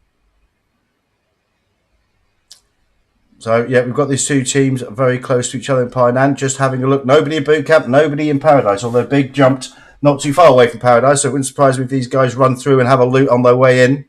Absolutely. What they'll do is probably hang around the edges of Paradise, just make sure they can't hear anyone, and then go through. Obviously, it depends where Zone 2 goes, but at the moment, we've got centred on boot camp, so all of that internal coastal area is in play, and the teams that jumped Northwest Island aren't being made to pay for it yet, and we'll see if that zone keeps going west. Yeah, very interesting. Notice on the map here, we've got a 2-2 split going on with the winners of game number 1. Why not? Down on the southwestern coast there. Interesting split from 14. Don't know if that was a game glitch or maybe the guy couldn't get out the plane and got dumped at the end of the flight line. Not sure. I think he's moving. I think actually what we had is one of the players from Team 14 has actually taken down, I think, a player from Team 16. So there's already been some action there. So these two teams in Painan just content to get looted up for the time being. Phase 1 of the game, 20 seconds till it starts to move. Yeah, so these guys, they can concentrate on looting and make sure they don't open themselves up to a knock from the other team. Because while they're looting, I'm sure they'll have a player. They'll probably have one on each team who's looking across, just waiting for someone to peek. Just waiting for that, not clumsy, but going in front of a window, in front of an unguarded door. Yeah, here we are with what's up. What's up? OP, whatever. He was a guy who managed to take the win for this team in game number 2. He's got himself double AR'd up. Good loadout, mate. Like that 1556, 1762. That's the one you want. That's a good split. It's a good loadout on this map. Everyone loves a sniper. I do, but on this map, they're not as useful as on somewhere like Miramar or Erangel. You'll find a lot of players will go with an SMG AR or double AR loadout. And I tended to prefer double AR, but that's mostly because, I really don't enjoy the sniping aspect of it. Not very good at it, which is why I'm normally the first one in the door unloading 762 and normally the first one to get knocked. Yep. And you tend to stay there because you don't get out of it. Thank you for that, buddy. Hey, there's a reason we're both commentating rather than playing it. This is indeed true. We might have to have a quick look up the north here, Jamie. It looks like 18 and 10 might be getting close to each other. Yeah, so 10 landed on that compound at the top of the bridge there. 18 landed slightly to the west over by Hartin, and they're trying to rotate across the bridge. I think we've got what we're getting used to now, which is a game freeze, but I'm sure this one won't last too long. The game's nicely warmed up. Tends to be at the beginning when a lot of people left alive, doesn't it? Yeah. So what they need to do is kill more people quicker. Absolutely. Yeah, helps the streamer. Come on. These game freezes drive me crazy. Here we go. It's starting to move now, so it'll load up. There we go.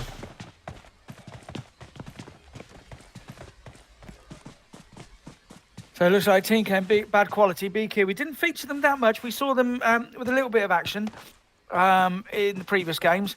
But 69 now, they had some kills, but they were taken out fairly early despite the early kills in game 2. Okay, so 2 of the guys from team number 18 here already been taken out and kind of pinned down on this bridge here. Knows that there's still 4 players from bad quality up the top there. They've got his position. Teammate to the south of the bridge. Yep, I'm wondering if he's there just trying to get some information or whether he's going to think about going for a slide, going for a crawl off the side of the bridge, I think. I think you don't want to go forward, do you? I think I'd be under the bridge having a swim at this point. Absolutely, yeah. But he is there holding. They're still in zone, so he doesn't have to move just yet. He's got teams everywhere. I mean, his teammate's still in Hartin with that western side. I've got Team 13 up on the hillside.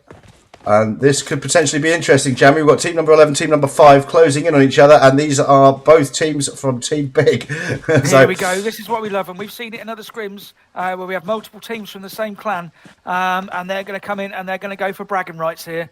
I don't think they're going to hold off. They're going to go for it.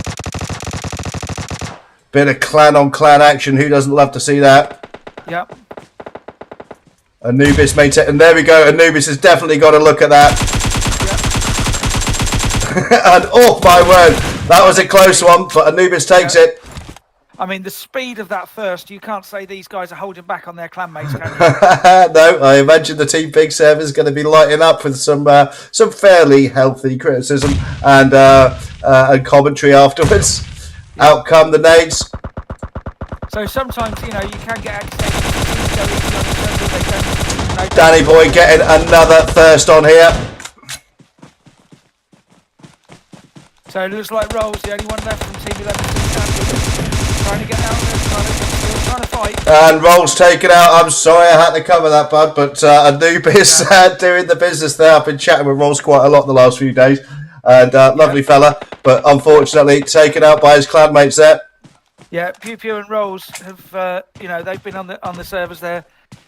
We've been having some chats with them. We've covered them in previous scrims as well, but that was ruthless from Team 5.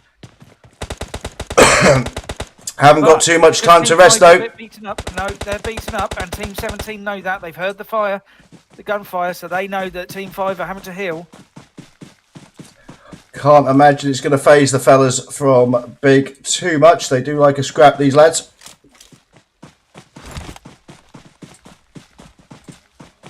Yeah, so everyone managing to get the heal up. Everyone's safe and well. Fireboy needs to get some meds in him, doesn't he? Absolutely, yeah. But yeah, getting into a squad, getting into a clan on clan fight with their fights, and walking out more importantly with all 4 members up. Okay, let's jump in with final verdict. These are our winners of game number 2. Looks like they're getting into some contact with United Warriors Esports. Yep, and also Quantum Leap as well are getting involved, I think, by the looks of it. FE Electric has been taken down, so FE down to 1 player here. And yeah, we've got the well-known phenomenon of Sanhok players mysteriously floating in the air. There we go. And so we've got Team 6 to the right now. They're helping out FE Aqua here because they will be drawing some of the attention away from him.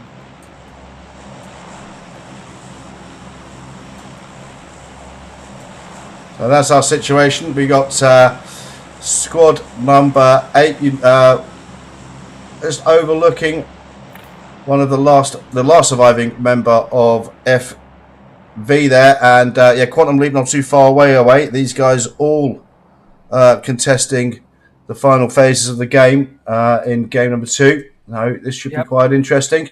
I'd rather be in Team 8's position here. United Warriors Esports, definitely. They've got the high ground. They've got a bit of cover with rocks and trees and the like. They've also got a crate coming down behind them. Yeah. And they know where the other players are as well, because they know where Aqua will be roughly, although Aqua's doing a very good job hiding behind that rock. I can't say I blame him, mate, to be honest. I did notice when you last looked at the map that the next zone has broken, and the teams that gambled on Northwest Island, they've all pretty much got away from Northwest Island, but that gamble hasn't paid off. Okay, here we are with squad number 7. This is GLD. They're getting into it with Why Not, our winners of game number 1. I see they're healing up, so they're all back to roughly full health. So we've got a sort of 2-on-4 here, but Team 7 have got reinforcements arriving. Yeah, and 3 going for a flanking manoeuvre. Yeah, well covered. White, however, paying the price for that and has now been knocked. Yeah, that was good work there from the covering player from Team 7.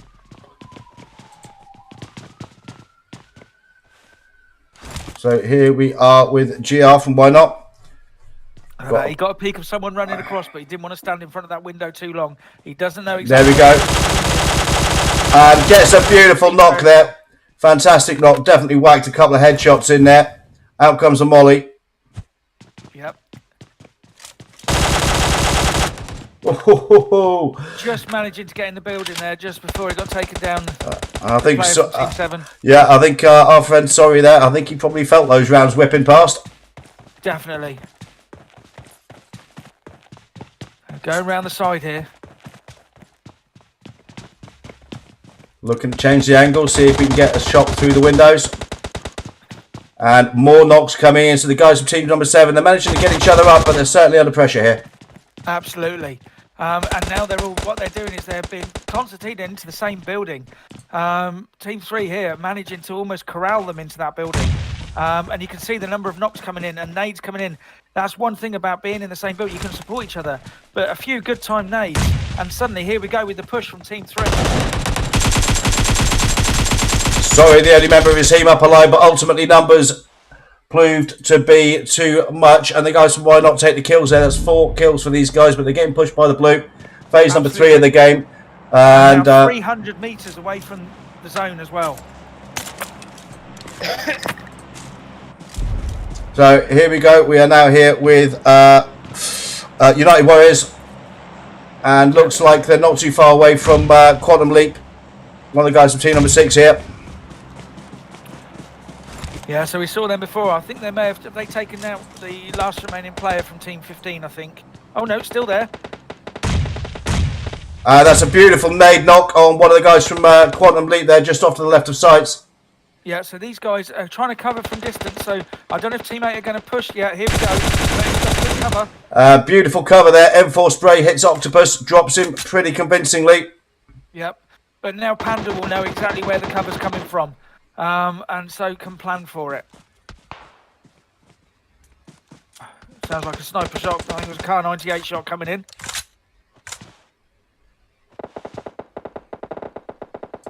So Quasimodo looking for the rest of team 8 there. So the guys from UW whacking the smokes out. Yeah, and the players managing to get away as both teams try and sort out the knocked players. Now, I don't know if they're going to risk going out into the open there. It depends how many smokes they've got. Or they're going to make sure he can just make his own way back. But team 8 are having to retreat from this battle. Yeah, team 8 certainly come under it. We've got team number 13 not too far away here. Yeah, it looks like they're doing a bit of good third-party action on team 8. And they've managed to get themselves some hard cover. Incognito not too far away on the high ground. And I think team 13 might be the first ones to approach boot camp as well. So they're going to find all the loot they could possibly need. So we're still here with Panda from United Warriors, doing his best to get to his teammate, but needs to be careful. Yeah, absolutely. He should be able to... No, it's very risky. Coming under some fire here. Coming under some fire here. Really should have... Well, don't know if he's got any smokes, actually, but probably not. But it looks like we've got players from Team 13 trying to get a wider angle on these guys. Kenzie, it looks like, trying to get wide, but taken and gets a knock as well, actually. Yeah, that's Incognito. Incognito just perched out the back of boot camp there, too, doing a bit of great third-party work. Yeah, and these guys no longer in zone. So the zone's breaking, and look at that. There's hardly any hard cover. We've got Team 17 in one of the few compounds. Team 5, Team 10 in there. Everyone else is going to have to rotate in. And yes, you've got trees and rocks, but it's very... And Sway's here coming under some pressure from Incognito. He gets knocked. That's two players from CGN down now. Team 13 having held the compound, they're under a bit of pressure here. But Whitey doing the business, managing to get a knock, ease up the pressure a little bit. Yeah, he's having to get the first aid kit. Oof, and needs to move. Needs to move now. Trying to support his teammates there, but he's taking chunks out of his own health there by staying in the blue. And he desperately needs to move forward here, but he's going to take rounds doing it. I don't think he's... teammate. That's a risky move. That's a very risky move. He's coming under a great deal of fire here. He could end up bleeding out himself. The player from Team 16 might be knocked, but he's giving great information to Vesuvius at the top of the hill. He's telling Vesuvius exactly where these players are. Vesuvius himself, of course, in the blue. Yeah, but as soon as those guys come round the tree, Vesuvius, assuming he can hold out with the meds, is going to take them. And beautiful peak shot there. Oh no, great shot from White. He takes Vesuvius out. Fantastic work. So we're here with Team Big. They're not too far away from bad quality. Squad number 10 here with Anubis. I might hang my headset up now because what do I know? That was the complete opposite of what I said. To be fair, mate, I think you called it right. I think that was just a great piece of shooting from Whitey. I think maybe he just held out slightly too long. Maybe getting a bit overconfident that he knew they'd be reviving, knew they'd be low on health, and perhaps didn't realise that they would be not only healing, they would also be shooting. So Anubis doing a little bit of a flank scout manoeuvre here for Team Big. And yeah, let's have a look here. So Team Big and squad number 10, that's bad quality. They're both out of zone. 17 holding position in the compound in zone. Yeah, absolutely. And look how they're spread in the buildings. They're looking in all the different directions. They've got great vision across the open zone. They took that compound early and they're holding it. They're making sure no one else is able to get near. It's going to be a really good job to crash that compound. The only thing that can hurt them now is if the next zone moves away from that compound. Well, we're phase 5 of the game. 25 players left alive, 10 teams. Yeah, some great tap firing. Slightly speculative. He knew roughly where the player was, but not exactly. So just making sure the player knew all about it. Okay, just going to break to the guys from Team Big because they've still got to get in zone and they know they've got a lot of players in front of them. Yep. Whereas before we've seen Team Big holding the zone, holding and gatekeeping. They're now the ones that have got to try and get into zone. And I think they're going to take advantage of the fact that these guys are distracted by the fight in front of them. So this could be very interesting. Firing through the door there. Taking some fire though, Danny Boy doesn't manage to get in, and that is a very unfortunate glitch for him. Yep, so Fireboy and nobody still going, but Danny Boy taken out.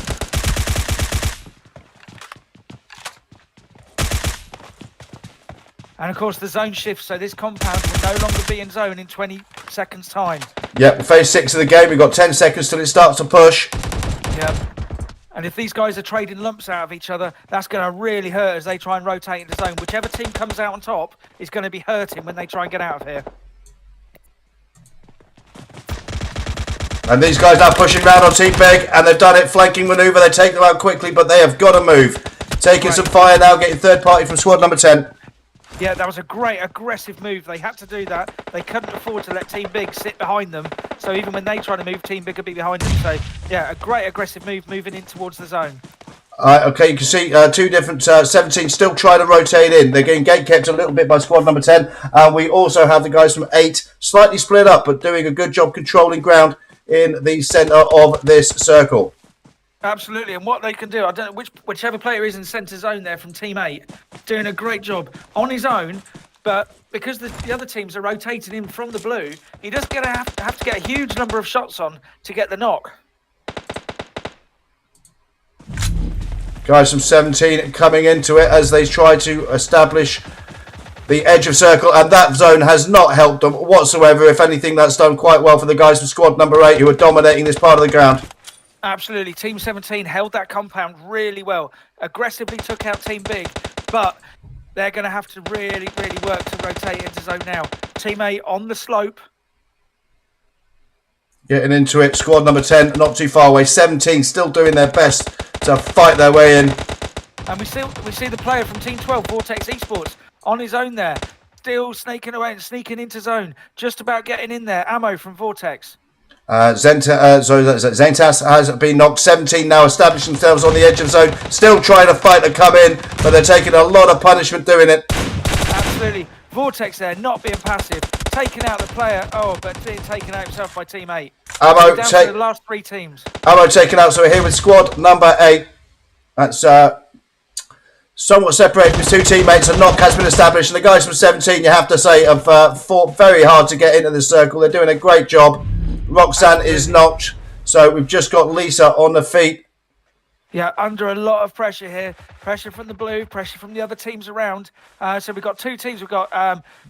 so this is it. Then we've got Team 8. 2 teams, and Lisa, the only one on her feet. Well, on her feet. She's on her belly at the moment, but she's facing the 3 players now from squad number 8. She's got the high ground, but she doesn't have zone. She does not have circle. No, and Team 8 have got the numbers here. They've managed to get the revive, so we've got a 3-on-1 here.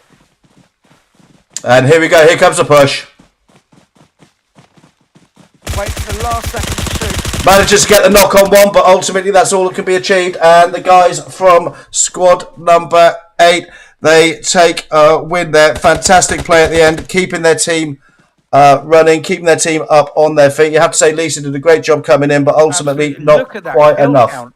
And yeah, can you just scroll the screen up slightly? Sorry, so we can see from Team 4, or is there only? Oh, there were only 2 players. Looks like there were only 2. So it looks like in first place with a fantastic performance there, we have United Warriors Esports, and my word, yeah, look at that, 19 kills. Who's the top one there? Now at 40. 10 from North. Yeah, 10 individual kills. I'm That just is a going to go. huge performance. Yep, that was fantastic. In second place, LDI. Great survival work at the end, and a nice little knock by Lisa, but in the end couldn't take it with 5 kills. And in third place, we have Bad Quality, and they pick up 3 kills. Now, as you can see, Noah, taking 10 kills there. I don't think we're going to see too many beat that one, Jamster. I wouldn't have thought so. That is a huge individual performance. Well, let's. And great for the MVP as well, I'd imagine. Yeah, absolutely. Prizes available, of course. The sponsors Red Bull providing some prizes, so certainly might be looking forward to the share of that. Let's have a quick look at the rest of our results. I don't know if we're going to get any more than 10 kills. I doubt it, but we'll have a quick look. Certainly nothing there. Positions 4 through 7. Couple of players picking up 4 though. Well played indeed. Positions 8 through 11, and yeah, yes, you can imagine with the kill count being that heavy at the top of the leaderboard, as you get down, it's not going to be particularly big. That's squads 8 through 11 there. We got 12 through 15, and again, not many kills there. In fact, nearly all of those players, the ones that did manage it, only managed a single kill. And in 16, and oh my word, yeah, we did watch that fight. Unfortunately, the guys from Team Big there coming in 16th. I'm sure that'll make them twice as determined to perform well in game number 4. They did run against their clanmates, so that was always going to be a tough one. Okay, some fantastic work there, but ultimately the guys from United Warriors proving far too strong, really played that final zone incredibly well. We're going to take a very, very quick break, and we'll be back with you very, very shortly. Bye for now.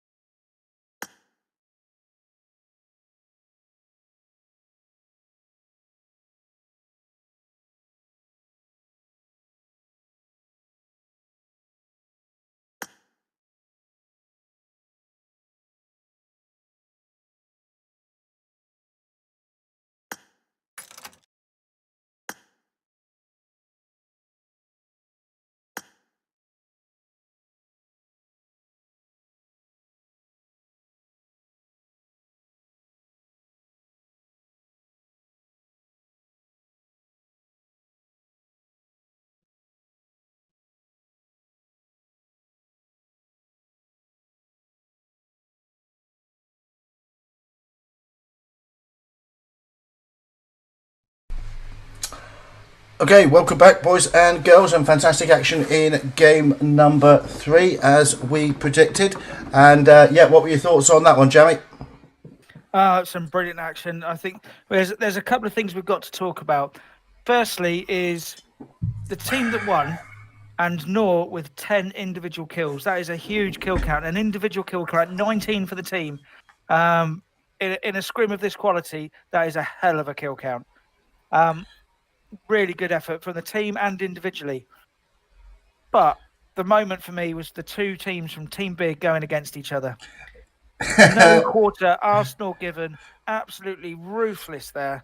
And I would love to be on their server to see what they're discussing right now. I am on their server, but I don't think I have access to the private clan part of it. But yeah, I imagine a few comments are being exchanged, Jamie. I would hope so. And they were congratulating each other on a great gentlemanly fight. I'm sure. I'm sure they're all taking it very, very well, and that it's not at all giving a bit of bragging rights and one-upmanship. And I think it was Paul Rolls in the end that was. Paul Rolls in the end was, I think, the last surviving member of that squad, getting pushed on by Anubis. And I've been in chat actually with Rolls quite a bit last few days. And I was like, "Oh, I'm sorry to do this to you, buddy, but I'm gonna have to cover you getting shot here."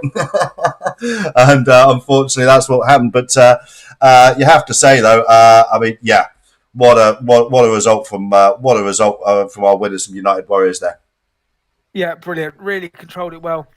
19 kills. That you don't get to that final stage with luck with 19 kills. No. Nobody could sort of say it was a fluke, could you? Really? No, absolutely not. So we've got people starting to come into the room now. I think we've still got a few minutes. I think you're right with the Clan of Clan fight there. I thought Lisa coming in the final circle certainly did very, very well. Very tough position. Had the high ground, but ultimately getting pushed on 3-1, always going to be a big ask. Absolutely. Got the knock on one of the players, so did the best possible, in open ground. If it was in a building, it might have been different. But in open ground, there really was only going to be one outcome with 3 against 1. With just no cover. Had Lisa had any cover, it may have been very different. I have to say, though, I mean, thumbs up. Managed to get the knock on 1, went out firing. Especially bearing in mind that the prize is available, especially for MVP, top fraggers, that kind of thing. I think it was it Noor? Noor now, yeah, I'm not sure. Yeah, Noor. I'm going with Noor. Okay, Noor from United Warriors. Gotta be happy with that one, right? Absolutely. Yeah, I mean that's got to be a big claim for MVP there. I don't know the criteria from it, whether it's based on frags, individual frags, or whether it's sort of a subjective, vote on who was the MVP. But that's got to be a big shout. Yeah, absolutely. So, Jamie, game number 4, and obviously classic PUBG Mobile. We're on Erangel, and it's just one of those maps. Some people like it, some people don't like it so much. But ultimately, if you play PUBG Mobile, you would have played a lot on Erangel. Absolutely, and these guys, especially at this level, they will know Erangel inside out. Yeah, absolutely. They will know every nook and cranny. They'll know every compound. They will have practiced lots of drop locations. They will practice final zone locations. And we've seen teams taking positions that, we'd never even thought of. The trench near ruins. That was a previous scrim. That was a tip-top team, wasn't it, I think? Yeah. Never seen a squad take that trench before. But a brilliant location. And you have to know it because they put all their vehicles in there. Really, really good work. So yeah, Erangel, they'll all know it, and we'll see teams depending on flight line, but even then they play it so often they will have secondary and probably tertiary drop locations depending on the flight line. Yeah, absolutely. I mean, we've noticed, haven't we, so far that the people aren't too keen. Oh, I'm getting my. You're right there. Yeah, I'm fine. I'm getting my Ethernet cable caught around my feet here, as if the rigors of live streaming aren't enough for for Pete's sake, give me a break. So not only is the tech trying to do it electronically, it's actually trying to physically take you down as well. Look, what can I say, mate? I mean, sometimes you feel like just everything's against you, you know. It's just, but yeah, certainly one of the things we've noticed is that teams, because they play Erangel so much, and in many scrims, especially in top-level scrims, you might well see Erangel feature as a map more often than others. Certainly in PMCO level, you'll definitely get at least 2 games per session on Erangel. I think Erangel definitely benefit from the buff the map got a little while ago. I think all the maps did, actually. Miramar certainly changed a great deal, but Erangel changed a great deal for the better. So to a certain extent, people had to get used to that. But I mean, these players really do know this map very, very well, and we can hopefully expect some very interesting gameplay. Absolutely, yeah. Really looking forward to this. As I say, the players know the map so well, they don't have to worry about where they're going, that side of it. They can worry about their gameplay, about their tactics. We'll usually see earlier rotations in Erangel because they know it so well, and they will have that predetermined where, depending on where the zone goes, they will know exactly which compound they're heading for. Yep, absolutely. So we have 63 people in the room now. The game is about to go in. So game number 4 for Team BIG's inaugural Big Launch event, sponsored by Red Bull. Been fantastic event so far. We've had some good gunfights, some clan-on-clan action, some outstanding 1 against 3 gunplay. We've had a bit of everything. Cars getting blown up to get the win in final circle. We've had a bit of everything so far. So we've seen all sorts. It's been brilliant inaugural event. Yep. So let's hope we get more of the same.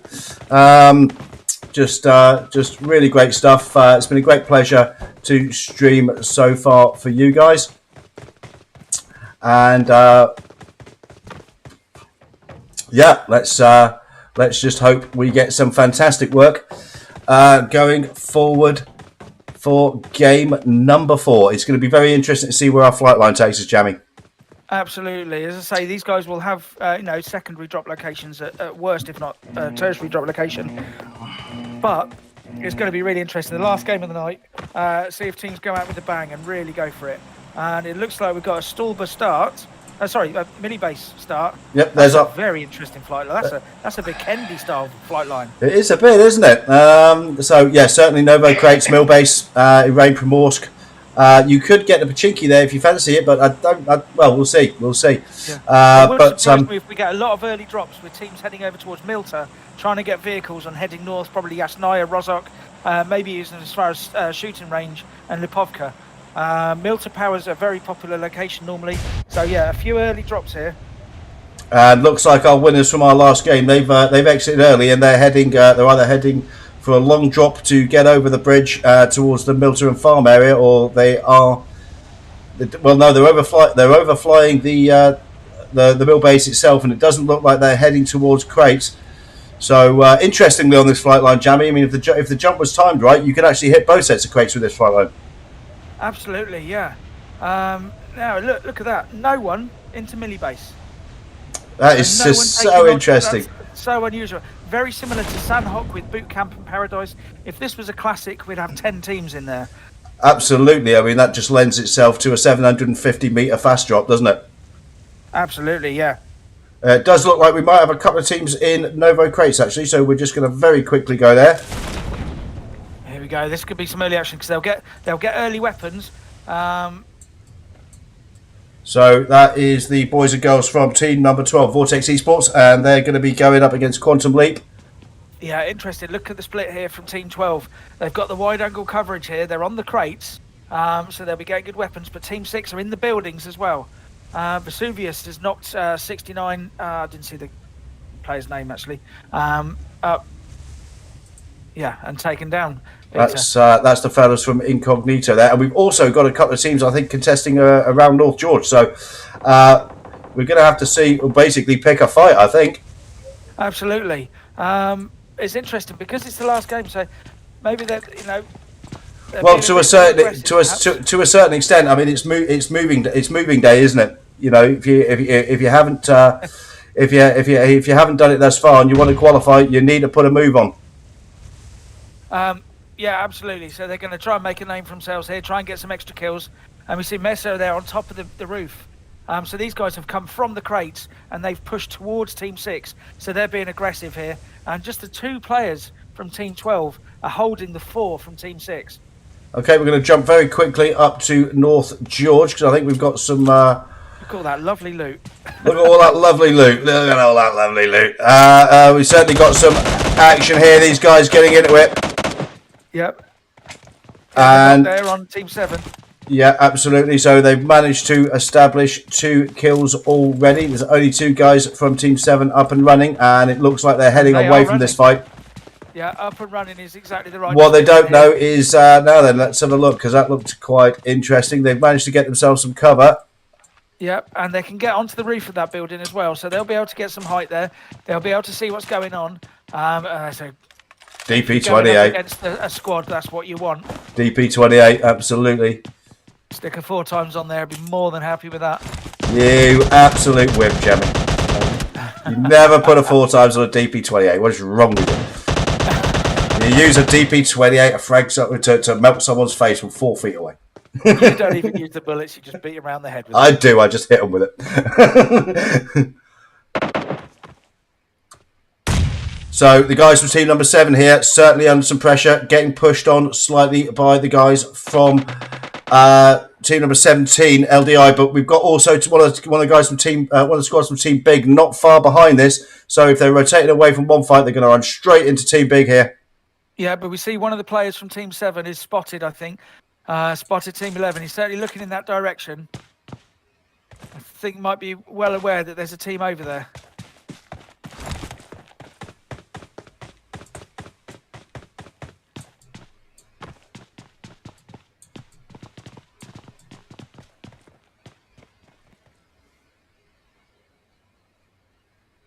And we've also got Team 13, I think, by the looks of it, over in the far end of North George.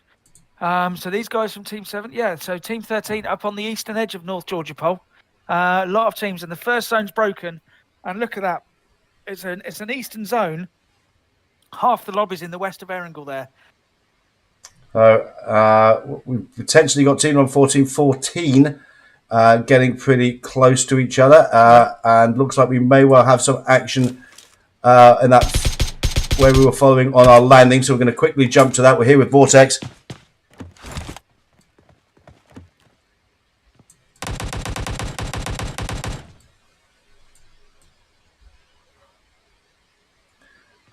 So Vortex. We've got 3-on-4 here, or 3-on-3 now, by the looks of it. So Vortex certainly not too far away from Quantum Leap, and yeah, there's the knock established. So this is going to be interesting.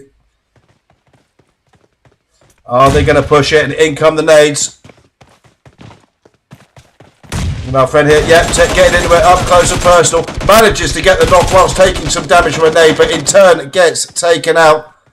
So nearly getting the first, but not quite able to establish it and finish it off there before he gets knocked. So our friend here, I'm going to have a go at that. I'm going to say Salnik. I think that's about right. That's as close as I'm going to get. Getting into it, last surviving member, and certainly putting some rounds in. Now, the only thing here is Team 12 did have the advantage. They were able to surround this team. Now they're all in one direction, which plays into Salnik's advantage slightly. And here we go. Manages to get some early rounds in there. Jump shot over through the wall. What a beautiful kill. Fantastic work from Messer there. That was a beautiful jump shot. Use the gap in the wall to get the spray on. That was a class piece of work there. Well done, my friend. Yeah, that was brilliant. Didn't use his whole clip in one go. Didn't just spray the whole clip. He held some back. So while the other player was reloading, he could just jump. And that was a brilliant jump through the gap in the wall. Okay, going to very quickly go to a Bay. Team number 14 looks like they might very, very quickly. Now, here we go. We've got Team Big rotating past in vehicles.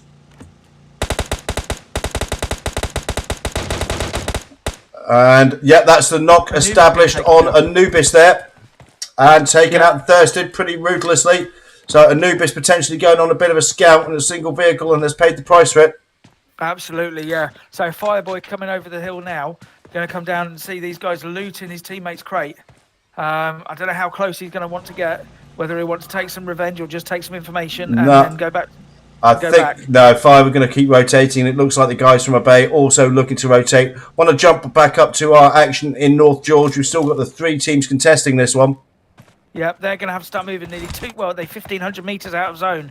Now there are vehicles in North George, but not enough for all these squads and all these players. So these guys are going to have to start thinking about removing themselves here. I mean, Team 7 are pretty much on their own now. The other squads have rotated away, not in the vehicles, it looks like. But they've decided to move early, whereas Team 7, because there was only duo, they couldn't take that option. They've had to wait for the others to go. Yeah, interesting, because they found themselves caught between 2 teams, and obviously say, obviously none of those teams concerned were prepared to push. And if you have a look now at the map situation, they're all rotating out, doing exactly as you said. Yep. I think the compound west of Rozok, to the north where Team 18 are, to the north of Watertown there, that if Team 18 can establish themselves around Watertown and the compound the other side of the road, that's going to be a hell of a pinch point for all those teams coming through from the northwest. Okay, looks like we've got the guys from squad number 8, our winners of game 3. They're getting pushed on by the look of it by team number 5 from Big. Fireboy having a quick fast patrol round and turning the other way, drawing some fire doing it. Fireboy, the only member of Team Big, up and running.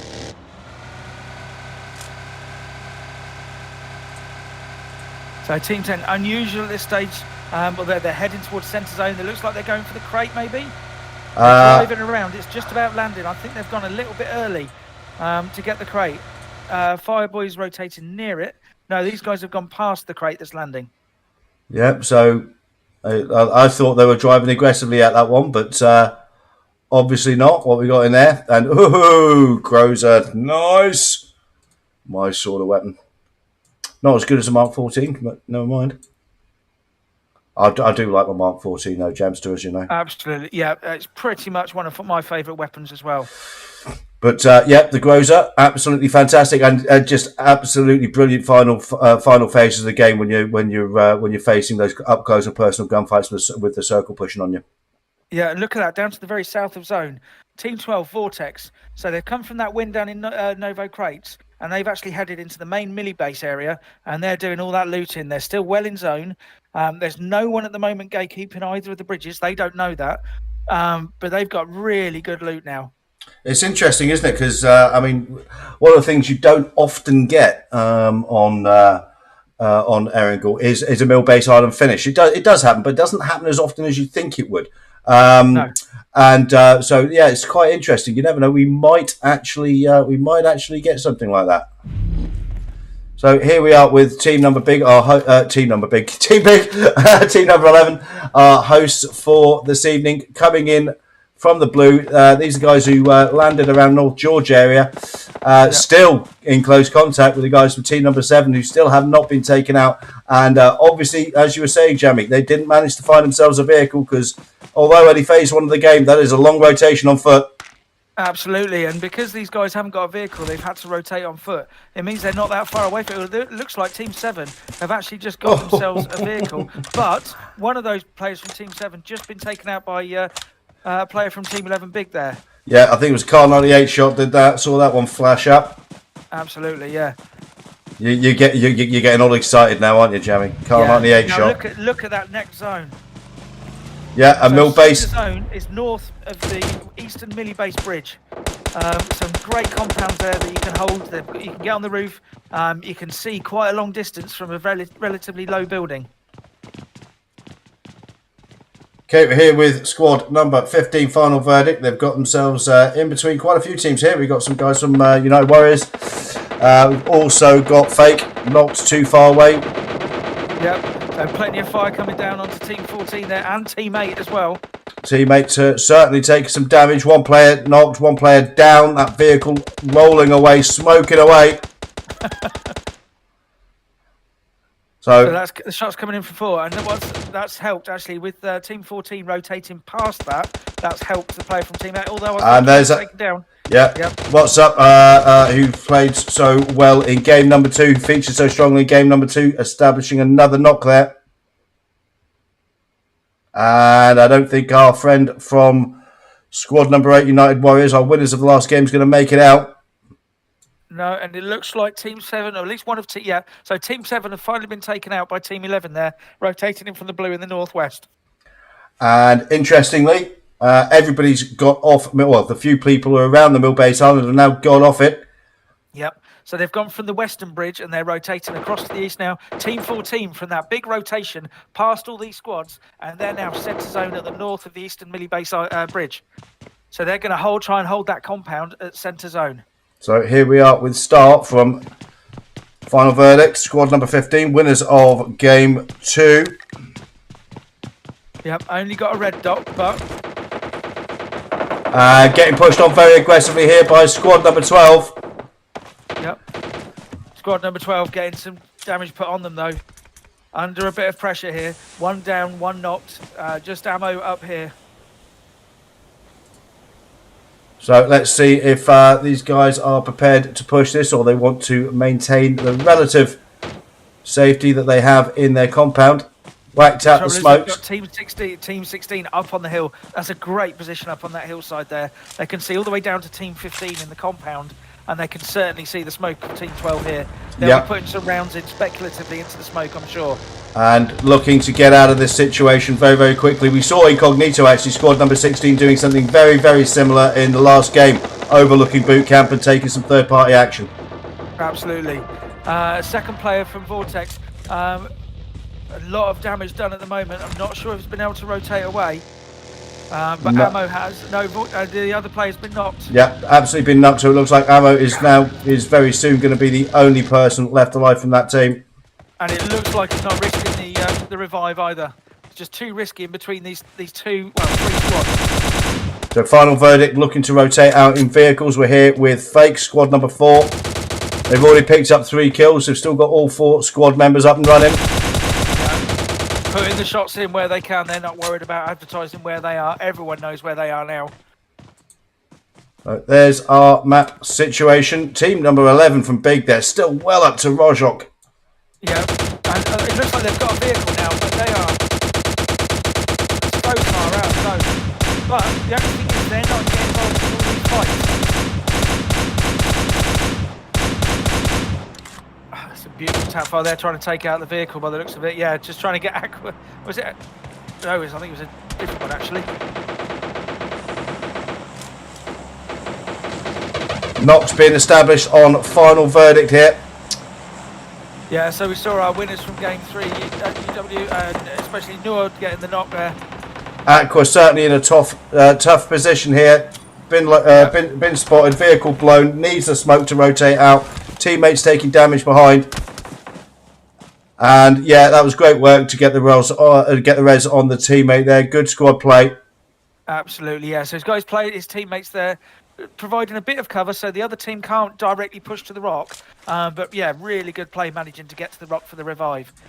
Okay, we're in phase number 2 of the game. Phase 3 is very, very close to breaking, so we'll just have a quick look at that. Nobody on the Millbase Island. I imagine it's going to shift somewhat north, Jamie, but we'll see.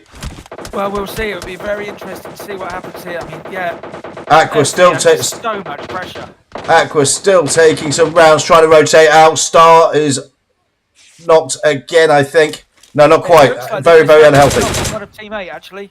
So one of Urban Warriors has been knocked there in that compound. So a good bit of return fire from FV. Yeah, well, it looks like the next zone has broken, and I think it's actually straddling the river by the looks of it. That's going to be interesting. Some great support work coming from the 2 teammates who are just off to the left here, covering their teammates. Some great work from those guys. The 2-2 split like that, that's when it's absolutely perfect. Because not only can they provide support, they can provide covering fire so their teammates can get out of the way as well. I don't think you're allowed to describe a 2-2 split, mate, without somehow getting into a copyright dispute with Abs there, mate. You're going to have to take that up with her. And there's our circle. And wow, that is interesting. Part of Millbase actually is still in play. And that is going to be a very, very difficult final finish if that compresses down towards Millbase Island, Jamie, because everybody's on the wrong side. Absolutely. Look, you got Team 3 there. Why not? Winners of, I think it was game 1 they won on the bridge and around the bridge. Team 14 there, Obey, they're at the northern end of the bridge. So those two teams could hold the key to the next, what's going to happen next. Absolutely, and oh yes, love it. What's up here? He's managed to hit that crate that was on the roof there. He's picked himself up a Mark 14. Protecting the vehicles, put them inside the garage. Yep, this is all very, very good squad play. Something that you absolutely need to do on Erangel. Do you think anybody knows where they are, Jamie, with all that red smoke billowing from the roof? It looks like they've elected a new pope or something. I mean, they've got a beacon on top of their roof. Yep, Team Big, squad number 11, still rotating in from the north. They've made it. They've made it with, what, 3 players intact by the looks of it. And interestingly, squad number 18 are actually on the Mill Base Island. Only team to be there at the moment. And looks like squad number 3 are winners of game number 1, edging their bets almost and taking a strong position at the north of the bridge. Absolutely. Team 18, and we spoke about this on Sanhok with the Northwest Island, with teams taking risks and taking, going for the bet. And Team 18 have gambled here. They've come south, they've come onto the Millie Base Island, and they could take Team 2 by surprise. So we're here with Vortex Esports. They're getting into it. The United Warriors are game winners from game number 3. Looks like, oh my word, yeah. Oh, well, what a spray through the window. Thank you very much for making me not try to pronounce your name there, because that was going to be a difficult one. But ultimately, the guy's doing the business there. With the gas can there, standing next to that, I always get nervous.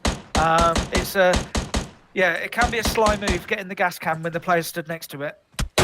And we're here with our friends from Incognito Vesuvius, taking a couple of tap fires. See, that's why you don't use a DP28 long way away, Jamie. You know what I mean?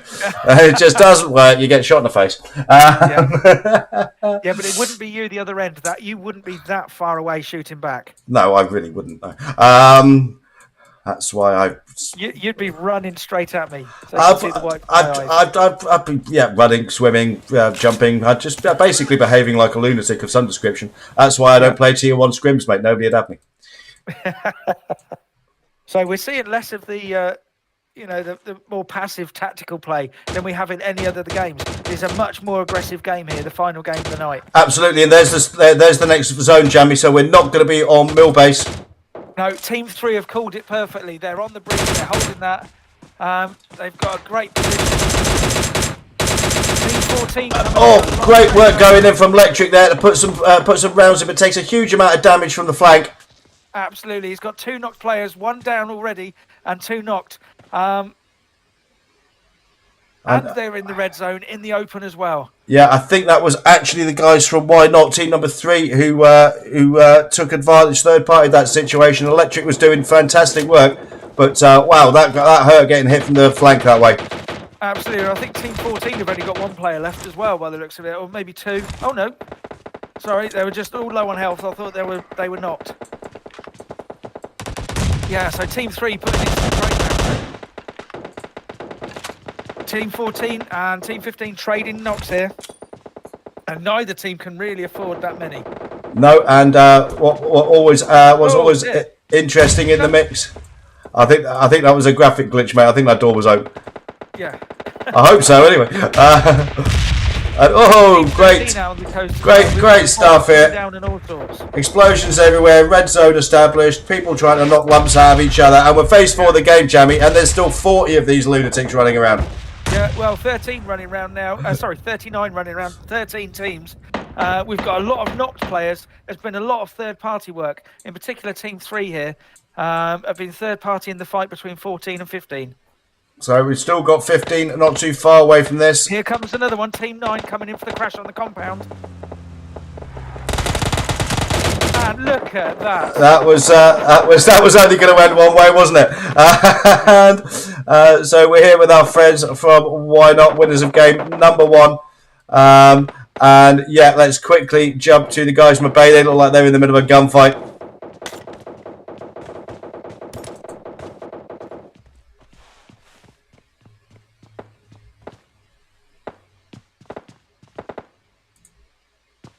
So it all calms down a little bit. Just the odd tap fire coming in now.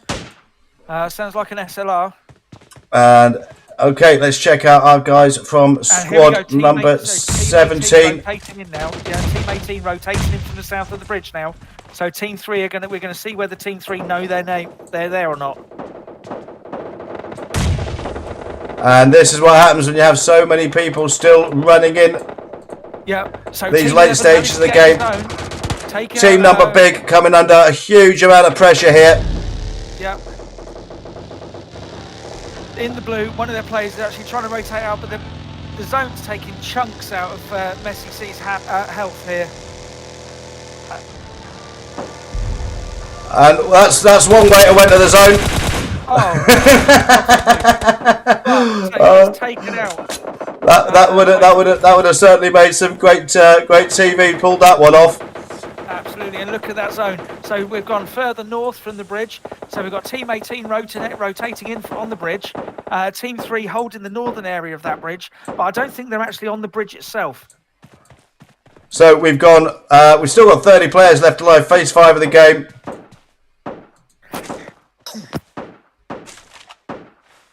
Ten teams still contesting this. Most people are either on the edge of circle or have managed to establish a presence inside it.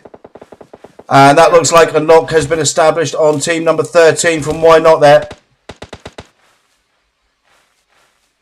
I have to be very careful here, Team 10. They've got a slight bowl, but the buildings do have an overlook over here. So if Team 14 look in this direction, they may well get a peek if Hankokas from Team 10 actually gets a little bit over-aggressive on going over the lip there.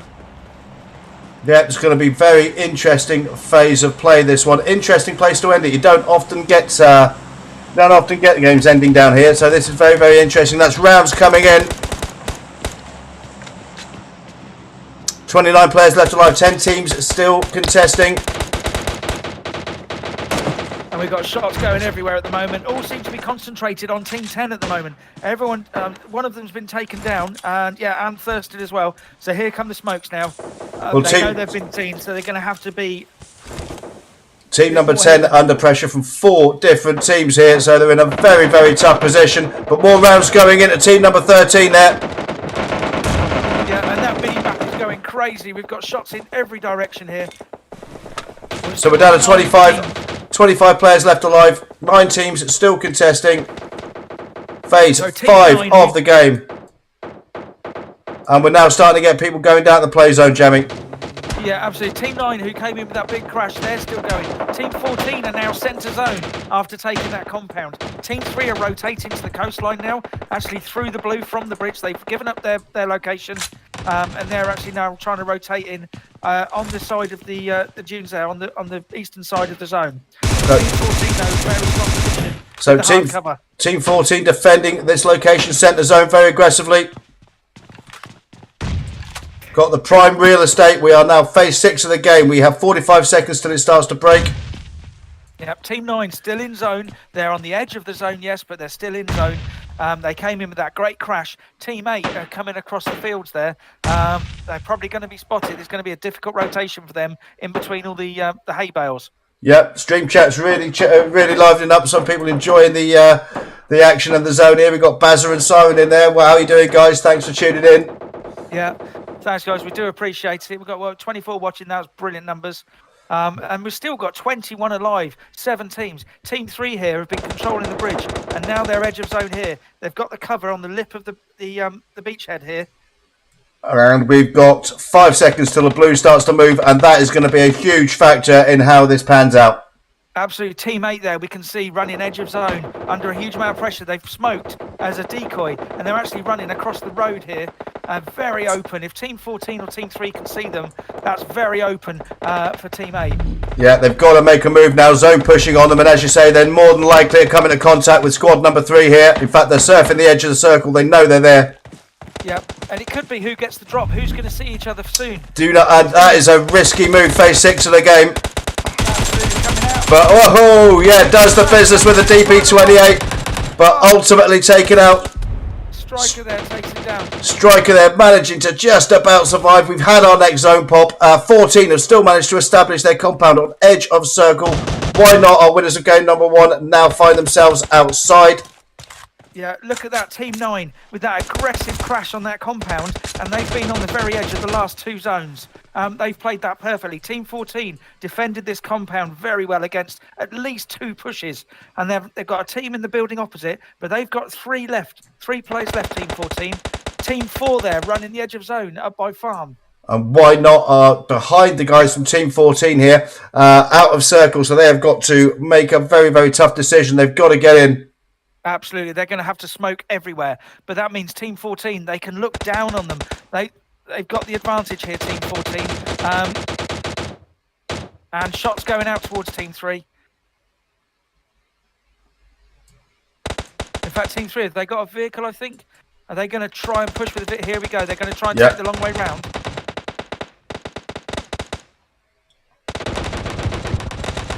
So basically go for a bit of a rotate, but this is proving to be very, very tough. Yep. White has no choice but has to push in hard and aggressive. He's the only member of his team up and running. Makes it in. Yeah, but not quite in zone. He's 8 meters from zone. And the blue's going to start pushing him soon. We've still got 5 teams in this tiny circle, 2 of which are in compounds. And here comes Team 9. They've left their compound, coming up on the berm for cover here. And just making sure they're edge of zone, just covering as people retreat into the zone. And this is going to be one of those crazy zones. We're phase 8 of the game with 50 seconds to phase 9. I can't even see where the zone's popped to now because it's tiny already. But here we go. I think we're going to have to watch this one from outside. There's no point going on to a player. We'll miss it all. White's still alive, coming into the circle, coming under fire. Yeah, absolutely. They'll hear him. They know he's there somewhere, but he's in the smoke. And, shots taken home. They're pushing, but of course Team 9 are covering. They're almost helping him from Team 3. And here we go. So the guys from Obey pushing forward, losing their numbers, but they're getting in a very, very heavy gunfight with squad number 9. That's Mosspit. Yeah, and look at White from Team 3. He's still there. He's still managing to hold on, and it's actually been a little bit easier for the 2 guys from Fake and the 2 guys from BQ on the other side of the road here. They're almost overlooking this one. Yeah, and look at these 2, Useless and White from Team 3, Team 14. They're snaking against each other. Useless takes down White, so we're down to our final 4 teams. Zenitas makes an aggressive move, but pays the price for it, gets taken. Useless now taken out, so we're down to 3 players. 3 teams left alive, 5 players. And Frosty from Team 10, very low on health. So we're here with... It's with... going to come down to a bit of a heel-off, I think. This is a hell of a finish we've got here for our final game. So we're here with hashtag from squad number 4. That's Fake. We've still got 3 teams. We've still got 5 players. These guys must be burning up the meds. We are phase 8 of the game. And any second now, it is going to start a push. Yep. So look at this. They're spread out. I don't know how he's managed to take the knock there on easy from Team 9. Yeah, so bad quality, managing to get the knock and the thirst. So you have to say the guys from Fake, potentially they have the numbers here. They're the only duo left alive. We have Thomas from MP and Frojik from Bad Quality. 2 players, hashtag and Sensei from team number 14 Fake. Putting in the rounds there, so we're down to the last 2 now. In theory, I mean, the numbers should take it, but in this game, who knows? There's so much smoke, no one can see a thing. It's all going on sound. People are building up an image in their mind of what's going on around them. So MP Thomas here, he knows roughly where they are. And that sounded nasty. Or is that another smoke? Yet another smoke. I think it was a smoke. No, it wasn't an aid. No. So this is going to be a lottery now. I can't call it. It should be the duo. The numbers should have it. But if Thomas can establish a knock, you never know. I think the 2 have got to push. They've got to push, surely. Yeah, the smokes are going to. Right, so the rounds are coming in. Here we go. Here's the push, and yeah, that's fantastic work. The guys from Fake taking in the end. Thomas certainly putting up a great fight, but what a final zone we had there. By far and away the most exciting game of the evening. And that was just fantastic stuff. Couldn't even pick which team focus on there. You just had to have a look at it all. That was some great stuff. That was a brilliant finish. Really good play from all the teams there, whether it was the aggressive pushes, the defence on the compound, the solo pushes, the solo snaking and, getting into zone. Brilliant finish. And we had at one point, 20, 30 players still. Yep, absolutely brilliant stuff. That was something else, wasn't it? Very much enjoyed that. Okay, so we have in first place Fake. Well earned win at the end there. They take 12 kills. And in second place, we have the guys from Moss Pit. They take 5 kills. And in third place, we have Bad Quality. They take 6. So having a quick look at our top 3 there. Our top fragger there is Sensei so far with 5. We're just going to check the rest of the results for you. Nothing approaching 5 from the guys 4 through 7 there. Just have a quick scroll up. So we've got 8 through 11. And again, Thank you. Nothing approaching 5 there. 3 kills for the guys from Big, our host for this evening. But again, nothing really contesting for top fragger in that one. And no, so it does look indeed like our friend Sensei from Fake takes top fragger. And I'd be very surprised. In fact, yeah, I'm absolutely certain Fake took the top squad kills there. Also, just absolutely fantastic work from these guys, and I don't know how you feel about that one, Jamie, but by far and away the most exciting game of the evening there. Absolutely. We had action all the way through it from start to finish, and what a finish. It wasn't just a couple of teams. We had, 10 teams at one point. We still had 30-odd players in sort of phase 6 and 7. It was just people everywhere. We had people holding buildings, people in sort of hollows in the ground. We had Team 3 over by the beachhead, Team 8 trying to rotate in across the field, and then by the gas station across the road. So a brilliant finish to a really good night's gaming. Yeah, that was absolutely fantastic. By far and away my favourite game, that one. It was just magic. You couldn't even follow it. Certainly a number of the people in the stream chat actually were saying the same thing. There's, I think, puffs of green smoke everywhere, and there's still 30 of them left alive. Just absolutely fantastic work there. And correct me if I'm wrong, Jamie. Now, we had Why Not winning game number 1, if I recall. Yeah. That was just taken by Fake. Game 3 was taken by United Warriors. And wasn't it? It was final verdict, wasn't it? Took game number 2. It was. 4 different winners. So 4 different winners in 4 different games. So very hotly contested. That's exactly what you want to see from exciting scrims. Right, boys and girls, very quickly, Jamie, what was, if you had to pick a rotation, a gunfight, a player, what was your moment of the evening, buddy? Apart from the finish for game 4, because that stands out, it has to be the 2 teams from our hosts. I'm not sucking up to them, I absolutely promise you. But I think the fact there was that brutal, and it was so quick. There was no quarter Arsenal given. It was a relentless battle, and a ruthless battle. Between the 2 teams from Team Big. Yeah, I'll do. Who does not love to see a bit of clan on clan action? Fairly certain me and you have had shots against each other when we were in the same clan before now in scrims. Some of yours might have even hit me. I very much doubt it, mate. To be honest with you, only by luck. But I have to say.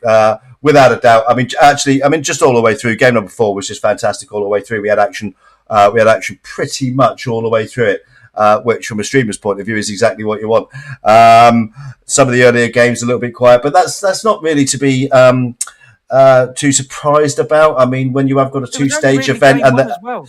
Game 1 on Vikendi, everyone's playing this. It's the first game of a new scrim setup, and so it's to be expected. Yeah, absolutely. But it didn't take them long to get into the swing of it, did it? Anyway, boys and girls, thank you all very much indeed for a fantastic evening's scrim play in PUBG Mobile. I'd like to thank Team Big for doing a wonderful job in putting together this event. We'll be with you again on Sunday to cover day 2 of this event. And thank you also to their friends and sponsors for the prizes for the event that we're currently enjoying. That's the wonderful boys and girls from Red Bull. Where would I be? I've absolutely got to thank the Jamster, DH Jammy, for a wonderful job in co-commentary, as always. Thank you, my friend. Oh, thanks, mate. It's been a really good night. Really good start to their inaugural scrims, and I look forward to more of them. It's been a really good night. Thank you. Yep, absolutely great stuff. Thank you also to the boys and girls who are watching the stream, who commented in the chat. We very much do appreciate it. It's nice to know that other people are just as crazy as we are and actually like watching esports just for fun. Anyway, boys and girls, thank you all very much indeed. Well done, Team Big. Well done, the 4 winners that we had in the 4 different games there. We'll see you for day number 2 on Sunday. I'm Vimes177 Gaming, casting with Jamie from DH. We will see you on Sunday. Very much hope we get more of the same. As always, good hunting and bye for now.